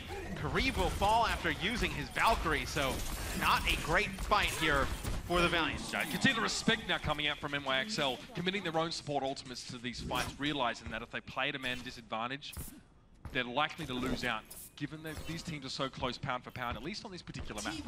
Crucially, Dragonblade's going to be there for Silk Thread. Unco's going down early is less than ideal, and this is NYXL can push forward here. They're not running as Aya or Reinhardt comp, so you can't really control the chokes, but a hook here into a ball. Oh, that's nasty. Fake gets pulled out of his bubble. And they're using the Orisa supercharger here as well. They actually push on a little bit forward, and with that damage boost with the Roadhog hook, and then the gunshot combo, we're able to take out Unco, take out Fate. Oh man, stalls out the point here. They built up a solid, 30 extra % there, actually pushing up, getting those 2 kills. Yeah. Again, they can hunt for kills when they've got a guaranteed pick in the ball. And chain combo soon! His Achilles heel was actually his heel. Pine caught it and cleaned him up. That was when the Valiant had to go. It's got to be a resurrect onto him, surely, but Karib doesn't have the Valkyrie. He didn't have the chance to go back in. Pine with his second of the fight. Both DPS players are down. The McCree is going nutty. Now Meko with the hook in. Does get the D-shoot. It's going to be a self-destruct, though. Perhaps a bit of a debate here as Pine waits for that to expire. Now pressuring forward. Oh, Pulse Bomb dropped at his feet. He needs to avoid that one, and Unco trying to stay on, but no, he doesn't have a stun. Pine does. It was a close one, but the Valiant just let things slip crucially here. Rezzers have to come in now. Karib gets cut down. He had his Valkyrie. Very close. It would have been 20 more %. He didn't have the Mercy ult when he needed it there, but that was it. The NYXL recovered beautifully. What a round from them. Pushing forward to get kills, ensuring early picks on those fights. Roadhog, Orisa. It's stunning to see them execute this so effectively. The Valiant, again, they're still trying to play this dive comp, and they're not be able to stand up to the heat here. Dallas are looking at NYXL and that map saying, I wish we had that. Yeah, and that push up forward by Mono and Meko using the supercharger, the halt and hook combo, getting those 2 picks, one on a Unco, one on a Fate, may have won him the game. Ah, there we go. Pine all over it. We expect no less from this man, and he delivers time and time again. One more map to go for the Valiant to save at least some face. I feel you, bro. Let's see if they can recover. The Overwatch League is brought to you by Omen by HP and by Intel.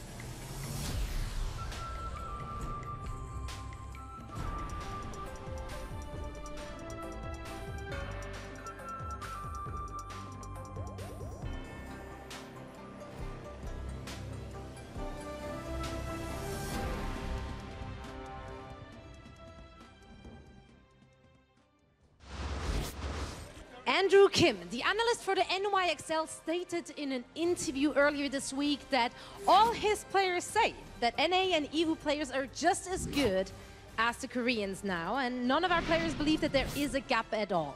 Which of course kick-started a lot of discussions in the internet, considering that all Korean teams are in fact still undefeated in this league.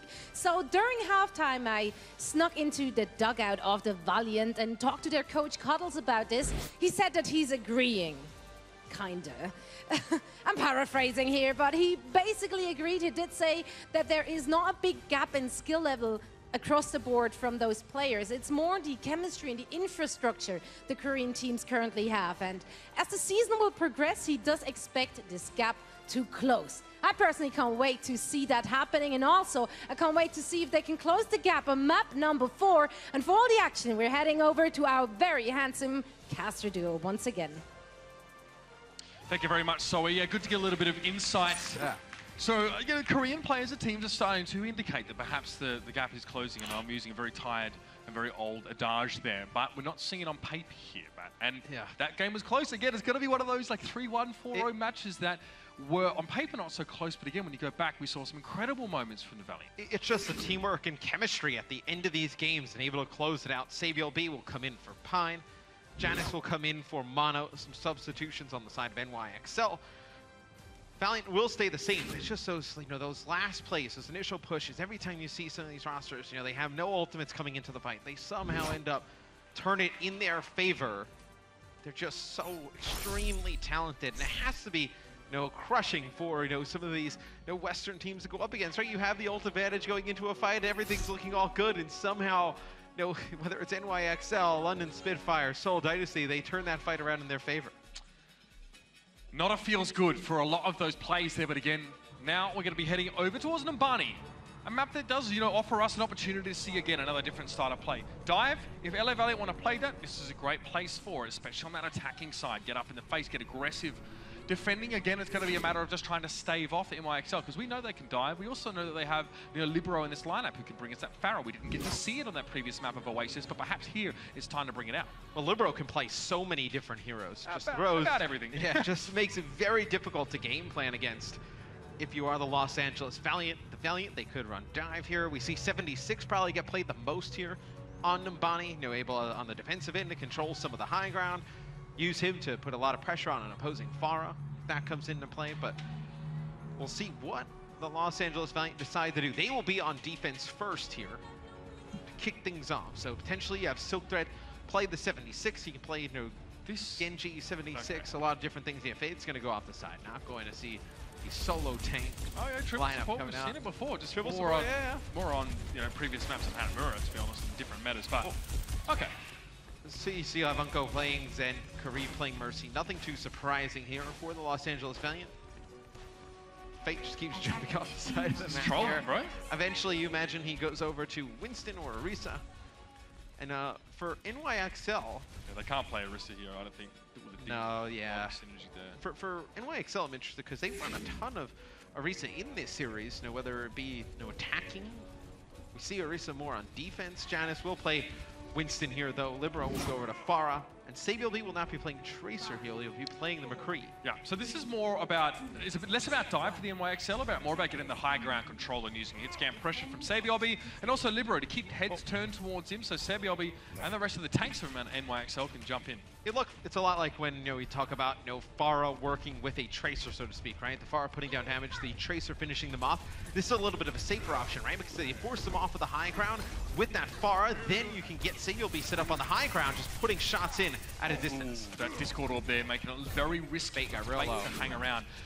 Although Janice in a similar position, has to back away and get a little bit of HP, but again, it's free real estate for the NYXL. That's the most important part, and that was all that Jonok needed there to pick up Unco from a distance there. It's responded at the very least. So I gotta say, the Valiant are very good at, you know, making sure they even their score when they lose a player. They know when they need to get aggressive to make sure they don't get choked out slowly. Jonok gets rezzed up though. There's no res that comes in for Kariv on Unco, that will come off spawn here. We've not really seen a ton of pressure put on Libero here in the sky, right? He's been able to get a ton of free damage down. Takes out Soon. You lose Silk Thread as well. A nice rocket there. Almost gets Envy before he gets back in the mech. But NYXL with a very good calculated push here should be able to take point A. Looks like from the minimap perspective, the Los Angeles Valiant going to back out of here. Not going to challenge it again. I love that from New York, though. That's just really stellar. I do think that Fate actually overshot his attempt at diving on them on that high ground. He actually fell over the balcony, over the edge, and then sort of had to walk back underneath. He could have been booped, though, in all fairness, in air by Mecco. I just don't think that's what happened. Then I think the LA were in a position where like they had a Winston on the ground who was at half health, went in a position to dive, but now they want to start the fight again. Jonak trying to respect here, and he's back right away, getting plenty of healing. Trance is there if he needs it. Silk Thread getting very close to attack visor. It's going to be Janus using his primal rage, just trying to stay alive on the point. It'll be Envy launching a self-destruct in the sky, and he's actually going to connect with Arc here. It's a big kill. Now no mercy in the fight here for New York Excelsiors. Jonak uses the Transcendence there as well, and I believe Libero towards the end uses that Rocket Barrage, maybe because you're going to switch off of the Pharah. Well, he might want to here because the potential for, spawn camp or, being able to create a very atrocious scenario for the defenders is actually possible here.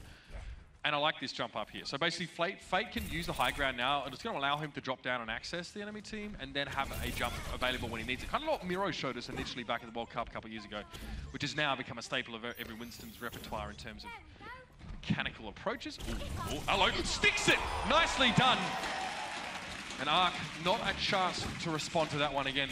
Soon just really cleaned it up perfectly, and that's going to give a bit more breathing room to the Valiant once again. And winning these fights in the fashion that the Valiants are doing, you were able to build up both support ults, another attack visor yet again. Arc does have the Valkyrie here for NYXL.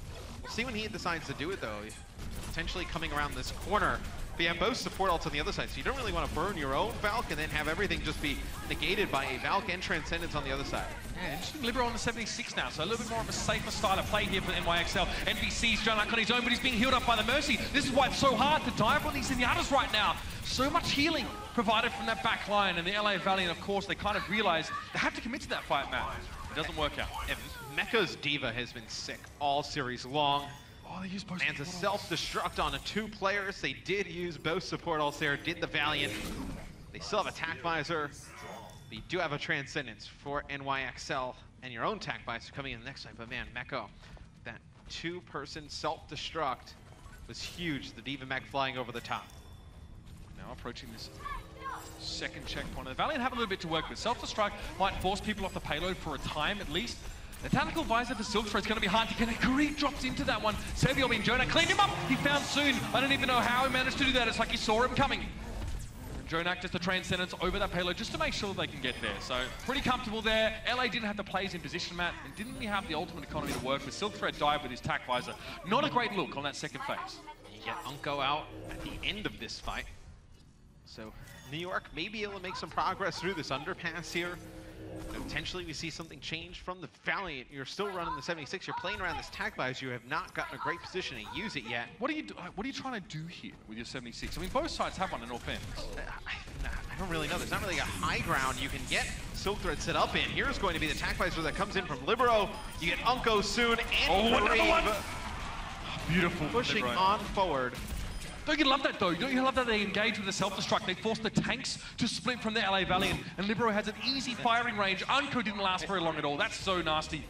And that's why you don't see Envy there with the defense matrix. Eat it on up. Savior Lee with a pulse bomb playing right near the spawn. We'll see if he can connect on one of the supports coming out the door. Fate drops onto the payload here. Lower on health than Mecco. Doesn't have a Mercy with him right now. And Envy's trying to protect the big Winston, but they need their own Mercy out on the point. Kareem, though, isn't quite there yet. Envy taken down. The support wasn't there for the LA Valiant. And New York, a slow start, but this is such a stellar finish. Kareem dropping down to Jonak now, and Soon thought he was there, but he wasn't.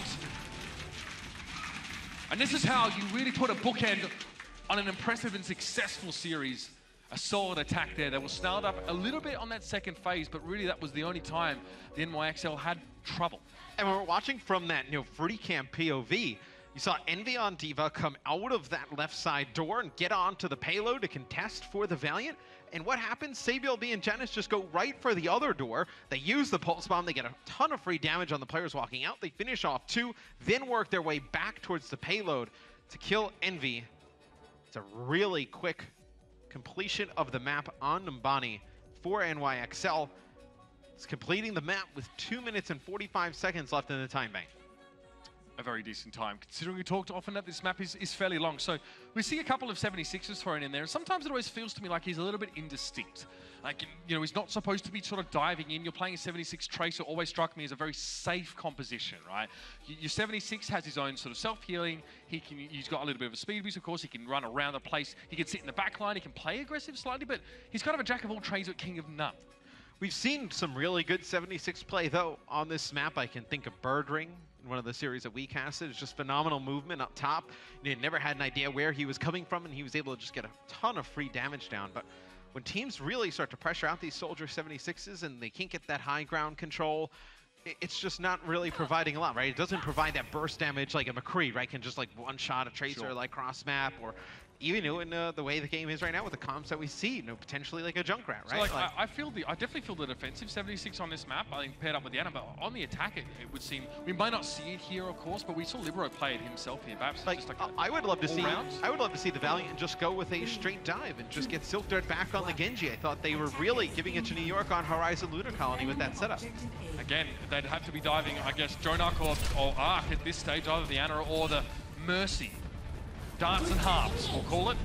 How about that? Got that one from a bloke on Twitter. Cheers, bro. Give me my material. The Valiant now going to make their way slightly forward. Envy seems to find Jonak here. Defense matrix, though. Yeah, straight behind him, of course. The whole time was Meko protecting that Ana. And the dive just fizzles out. Valiant don't get much for it. Again, trying to play that 76, maybe a slower roll, more controlling, trying to get that high ground left side space.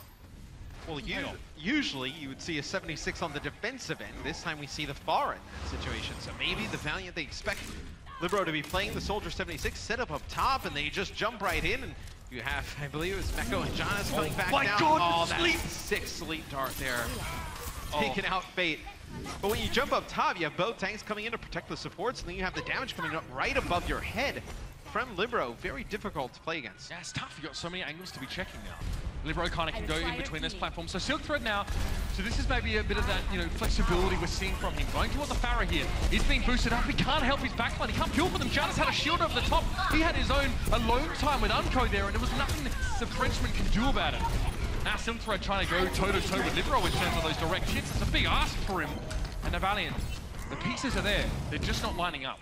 And Soon has still been behind enemy lines in these fights, though. So he's just trying to, poke, find a place where he can be the difference maker. Does have a pulse bomb. Saviel B finds him out now. So now that NYXL knows that Soon is behind, what does he decide to do?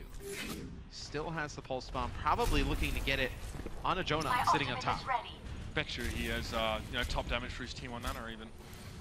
Would believe it at this rate. Fate going in again. Bubble drop down preemptively now. It's going to be Janus getting himself an Nana boost. Looking for Envy here. It should be an easy pick off. He is being killed, but the damage was there. It was 2-on-1 essentially. But Janus now back to the point. He knows that Unco's been slipped. And that was a beautiful follow-up there. The biotic grenade from Jonak from the high ground just to ensure they got that kill on the Zen. The Valiant, having lost Unco now, know they need to get the heck back to where they were. And Unco could have had a chance to build up a transcendence in that fight. He's still not there yet. Sleep Dart had to come like cross map from this position. You see Jonak in all the way down below. This guy's styling right now. Unco getting close to a transcendence. So it'll be the sustained support ult that comes online for the Valiant. On the other side for NYXL though, you have a lot of other ults. I mean, you have your Rocket Barrage here. See if Libero decides to use it. Jonak now being pressured a little bit. Knows above him is not Winston. He is getting jumped upon here. This thing, but Fate's already down. Self-destruct. Oh, it's found two. That's big for Envy. Both supports are down here for the Excelsior. It might be an opening for the Valiant are also lacking players. Meko tries to chase, make up the deficit a little bit more, but he can't quite get there. And that was the door open just when the Valiant needed to break in. Meko, gonna get resuited.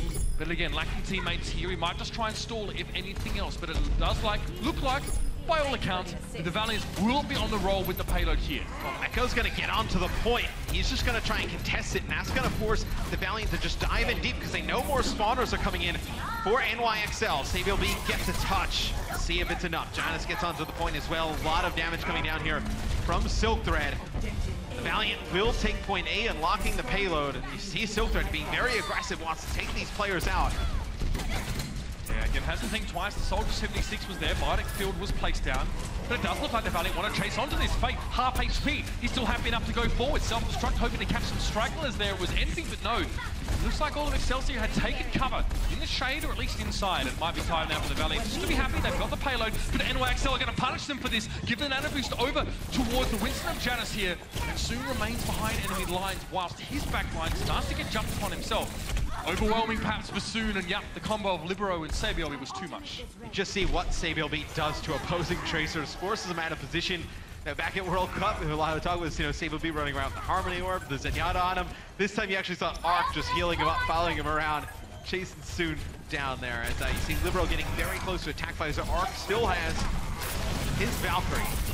See, when you decide to see this one come out, Jonah just used his nano boost. He's going to get very close to another one here. They do get Janus out of position. Getting caught in those close quarters against Envy's micro rockets, maybe not advisable for Janus. Putting him back on the endangered species list, there's no doubt about that. Double support ultimates here for LA Valiant. We're close to the nano boost. This is super interesting, by the way. Dronak has not switched off the Ana here. Quite often we do see the Ana player go to the Zen. Dronak maybe wants to get like a nano visor or something for Libero. It's because he hasn't died since that first point, right? They backed out and didn't have a chance to go back to the spawn. Switch there. So Dronak, he's going to use the nano boost here. You're going to use the Valkyrie as well. Bring him back into the fight. So both support ults here are being used for NYXL. There's the rocket barrage out of Silk Thread. Looking around, he's got players flying in his pace. Doesn't want to put those shots into Meko because he'll just blow himself up with it. Jonah still alive here, getting healed up by his Mercy. They finally deal with him. New York just wasting a lot of time here for the Valiant. This has been a really big performance from Silk Thread in this map. The Farah's looking real nice from him so far. And the rest of his team are backing up, but the catch advisor comes late in the day, and it's forced the Valiant off of the payload, essentially. But they get back after a couple of resurrects are applied. Envy brought back to life. Silk Thread can play above the payload here, and there's just too many targets for the NYXL to focus down. And now the Valiant have a chance to take a crack at taking this to an overtime. It does force the Valiant, though, the tac visor and getting a few kills, to use their Valkyrie to put that point away. So now soon we go on with his POV. Just hanging out here in the bush. Just waiting for some players for NYXL. Walk on by, maybe land a big pulse bomb. See who the target of it is. Stuck on a Janus. Ooh, he goes back. He almost actually blows himself up there. Again, it's hard to know where you were always 2 seconds prior. It's another layer of thinking you need to apply. But Soon wants to, again, take from the periphery here. Sabiobi doesn't want to let him set up here and continue to get Hornet in the side, but they dive on Libero here. Despite the mobility the Soldier 76 has, they managed to chase him down regardless. Military training and biotic enhancements, apparently not enough. Meko with the D-suit though, he's out of this one. Sabiobi eats a Helix rocket, and this might be LA keeping this one exciting for us here. Valkyrie comes in, so Sabiobi is back and ready to fight. The rest of them being kept up tip-top shape by Arc, and Jonak's about to join the fight. He has Transcendence. Yeah, you're gonna have Janus come in with Primal Rage. He's gonna get rezzed up by Arc. We'll see if he decides to use Primal. He pops it right now. Jonak as well coming off spawn. Probably don't need the Transcendence. Gonna force the LA Valiant out. Only a minute to go here, Mitch. The Los Angeles Valiant. You're gonna have Soon getting close to a Pulse Bomb. You're gonna have Fareed and Unko with both support ults here. So you have both support ults going up against the one support ult for the side of NYXL. Keep an eye on Meko as well with that self-destruct. He picked a big 2-person self-destruct on the offensive side. Maybe he can put it in a good position here around this corner. This is Death Alley for those self-destructs, Matt. We see so many teams get caught out on the L-shaped road. Soon knows a little bit of tickle damage will give him his pulse bomb. He doesn't want to deal with Sabiobi right now, though. He's looking for bigger targets or a support. Anything to give the Valiant an advantage. But everywhere he goes, it's the Monkey or it's the Tracer that is harassing him. He needs to get into the back line to apply this one. Now the self-destruct going to force him forward. Pulse bomb doesn't connect with anyone there. It does at least force the supports away from the Excelsior, but there needs to be more than that. With the Transcendence being applied, Silk Thread has an opportunity to go for a tactical visor, but he's being pressured. There's still a Diva mech on the field, and of course a Winston that can put the bubble down, not to mention the Transcendence. There's too much for Silk Thread to cut through, and that's the reality of playing 76 right now, Matt. So hard to make the damage stick, but they're making it work regardless. Libero falling here is a very low arc, and Fate finishes off the job. Janus down, an opportunity here. Sabiobi cut down on the payload. They're going to roll straight forward, and the Los Angeles Valiant give themselves at least another shot at making this a competitive map. And Fate kills Arc at 99% as soon as he gets Valkyrie. The play there for NYXL was to use that Transcendence, stall the fight out as long as possible. You already had all the ults burnt out of the side of the Los Angeles Valiant. Get that Valkyrie up. You bring the tanks back up into the fight. They have that large HP pool, and then also with the healing that Valkyrie provides up in the sky. keep some of those players up, you get your DPS players back in the fight, then you hold on the defensive end. Didn't work out though. It'll be the Los Angeles Valiant here on defense. I feel 2 like minutes and 45 seconds on the clock for New York. I feel like we kind of saw one of the reasons why it's tough to have great success or make big plays individually as a 76 player right now. Silk Thread had that tactical visor, but there were no less than 3 mechanics to prevent his damage from actually meaning anything. Transcendence was there, of course. The the bubble from Winston, I'm losing it, right? We're getting close to the end, and of course defense matrix, right? So it's very, very hard to have an impact there. 76 is all about being able to do damage from a safe location, but now Overwatch is rewarding players that take risks and get close to enemies, trying to force their mistakes out. And 76 he's kind of like a damage stick. You just try and give yourself a higher overall DPS, you throw him in the mix, and good work to Silk Thread to making that happen there, but again, it's tough, it's a grind. Well, you also have to think about the position that he's in when he uses that tac visor. He comes around the corner, the players can go to either side, get out of line of sight. You have your tanks, they can sit right behind the payload. You have the Transcendence as well. There's not a lot of area where he can get things done. It'll be New York Excel here on offense. They're going to run Libero on the far yet again. We'll see if they can force down Silk Thread from the high ground. So now here's a response. This dive is what the Valiant recognizing here that they've got a McCree, he's going to be vulnerable. That was beautiful. They know that NYXL want to take the high ground control, but they don't want to approach it through the hallway. They want to jump up directly. Clean as a whistle, man. A good start here for the Valiant. Again, holding off the NYXL, he will give them a draw in this map. It will still ultimately result in a 3-0 series and a loss series, but this is important for them. Not only to show the fans, but also the experience to continue to get out of NYXL. You see that little golden tick at the top of the screen around the A. That's all the progress that New York needs to get on point A. 33.3%. To win the map. So you see the dive that came in from Soon. Really good adjustment by the Los Angeles Valiant here. Reminds me of the old Rogue dives, Matt. Really nice and clean. It looks like this one is just as good. So with the replay up, we got to see a little bit of how it began here. Libero trying to make it happen with Farah. But now Silk Thread again. Farah not often protected by things like the fence matrices, so a 76 can constantly apply pressure if the Farah is not being attended by a Mercy. Well, when they dive really aggressive on the high ground, the Los Angeles Valiant, the Farah really can't do much there because you have the Winston bubble that comes in from Fate. You also have the defense matrix up there, just fighting in this close quarter area with so much help. Let's see, it looks like New York gonna try and go down towards that bottom side. It's still a play to try and control the high ground. Just going around that bottom side doesn't give an easy area for the Valiant to dive up onto it. Janus just got stuck with a pulse bomb there, and that seems like it was enough to slow down the NYXL, at least for the time being. There's going to be both support ultimates here for LA Valiant. Jonak might not have his at this stage. He probably really wants it in this fight, so we might see NYXL play slower. Jonak just try and get a little bit more damage in these fights. But now all this is nasty. Primal Rage going to be knocking people off the edge if they're not careful. Saviobi just got completely burst. Vaporized as Fate just ran straight towards him, but of course it's going to be the obligatory resurrections coming out now. Kareem and Ark both providing. Stun on the Fate. He needs to get away, but he might be pressured down here. It's going to be the tactical visor for Silk Thread. Janus just dancing in and out of his bubble here, trying to stay safe, but it's not going to be enough. Silk Thread pressures him down. Janus getting rest again. Ark over the fight. Fate also quite low, getting attended to by his Mercy, the Transcendence. Silk Thread couldn't get to the healing. He was kept away from Unko's Transcendence and went down, but Soon's doing work in his absence. And you actually had Libero. He was going for that rocket barrage there, and then the Transcendence comes out from Unko, decides not to use it. Janus with the Primal Rage, trying to stay alive at the point here, gets hit with a Pulse Bomb. Launched up into the sky, the Valiant will hold on D.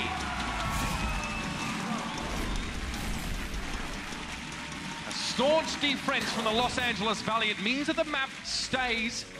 It's a 3-3 in total, no points awarded. Obviously Excelsior, but a very strong first string map to take in this series, but there have been promising signs. Like, I don't really like doing this all the time, like throwing in constellations just for the sake of it, but it's been quite the series, Matt. We really have seen some great stuff from both these sides. Yeah, the Los Angeles Valiant did play New York very tough, but still New York with a 3-0 win here. A huge win for NYXL, a statement win early in the season. So much to talk about on the desk as we're going to head to them after the break. Both of these teams giving us some of them highlight moments, but New York continue to rise up.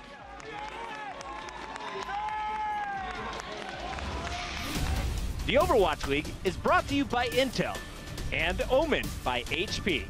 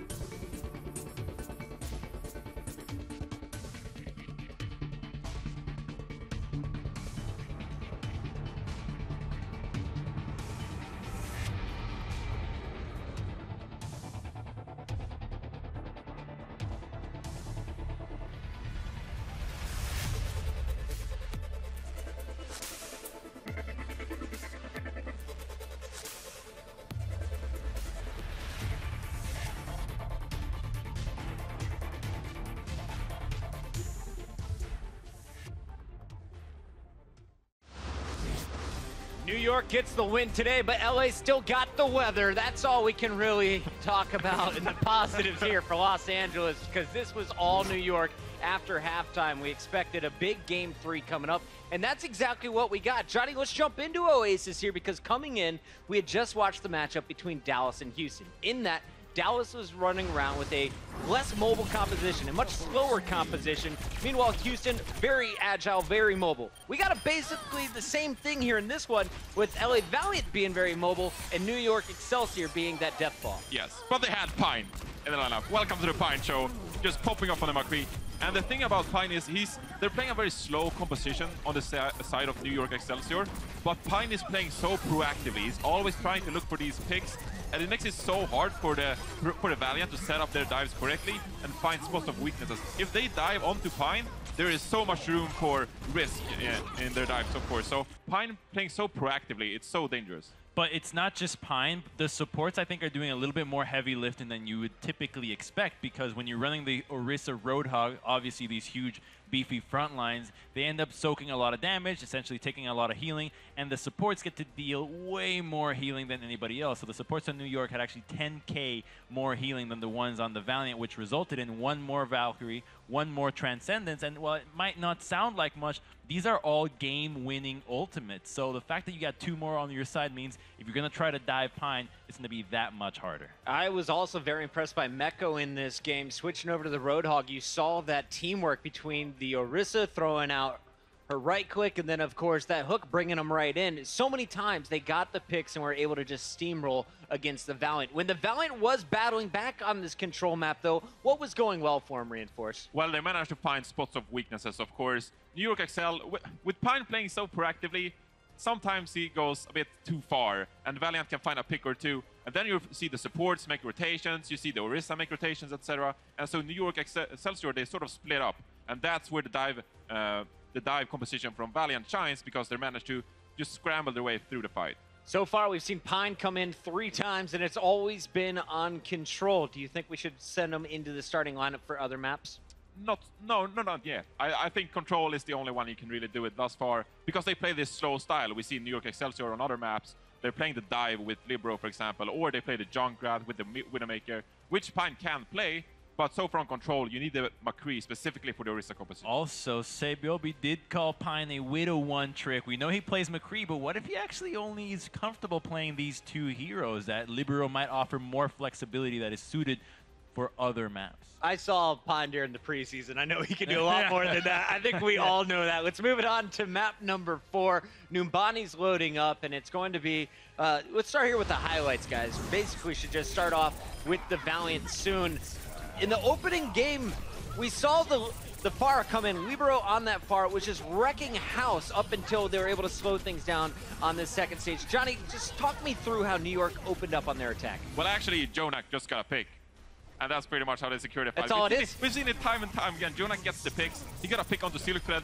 And what do you do have to counter the Pharah?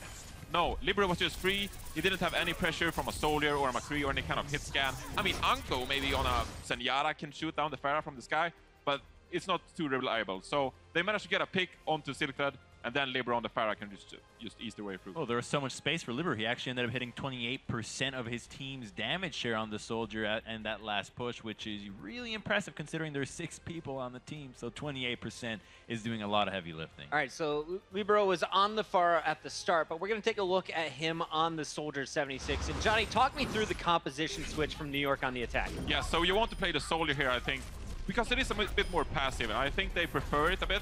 Libero on the Soldier, he played real well, but it was a bit of a misplay from Envy, I think, in both of these fights, because he didn't shut him down with the defense matrix. We saw on point B, for example, Envy used the self-destruct, and that means that there's no defense matrix to shut down Libero. And then on the final point, we see the tactical visor coming out from Libero, and then again, Envy is nowhere to be found with the defense matrix. So a bit of a misplay from Valiant. Maybe they had already taken the loss, they weren't playing as coordinated, but Libero on the Soldier is shining because of Envy's mistake. Person that stood out to you the most on just map number 4, Crumbs? From both teams? Both teams. One of the 12 players you can pick. I think it was Libero for me, as reinforces mentioning, because we were trying to look at other players to stand out just to try to get a gauge of where they're at. And Libero, I think, went under the radar for most of the other matches. He was just doing his job. He gets subbed out by... He's a jack of all trades. Yeah, exactly. He's the jack of all trades. And typically these kinds of players are seen as master of none, but he actually is not that. He actually does master a lot of these heroes too, which is impressive. All right, well, we were definitely highlighting a number of players from the New York XL throughout this series. They walk away with the victory, so it's no surprise that it's going to be a New York player that is our player of the match, sponsored by Omen by HP. But it's not the guy you thought it is. No Saviobi, no Pine. It's Meko. Yes, the tank is getting some love today, and it all started here on Junkertown for me. He gets a big pick on Bastion as Baby Diva, and then goes on to pick both supports. That is a momentum changer. Yes, known as one of the best divas in Korea for the longest time. A bit questioned on his role because his Zarya play isn't really up to par, but he really shined, especially on the diva, and also the Roadhog here on control. So this guy really shining in the off-tank as well. He actually ended up dying only 3 times on the Roadhog on the 3-map Oasis point, and him and his tanking partner ended up dying half the time than the LA Valiant. So Echo Mano staying up all game, wrecking all night. Here's a look at the total number. 29,000 damage was dished out by Meko while he is on his diva. You saw those self-destructs so crucial on the final map, Numbani. That's really what opened up this streets phase. So that is going to be our player of the match, sponsored by Omen by HP. Big congrats to Meko. He put on a show for us all. We're 2 matches done, but we still have 1 more to go. It's a battle to find out who is going to establish themselves officially in our top 6. Will it be the Philadelphia Fusion or the LA Gladiators? We find out on the other side of the break.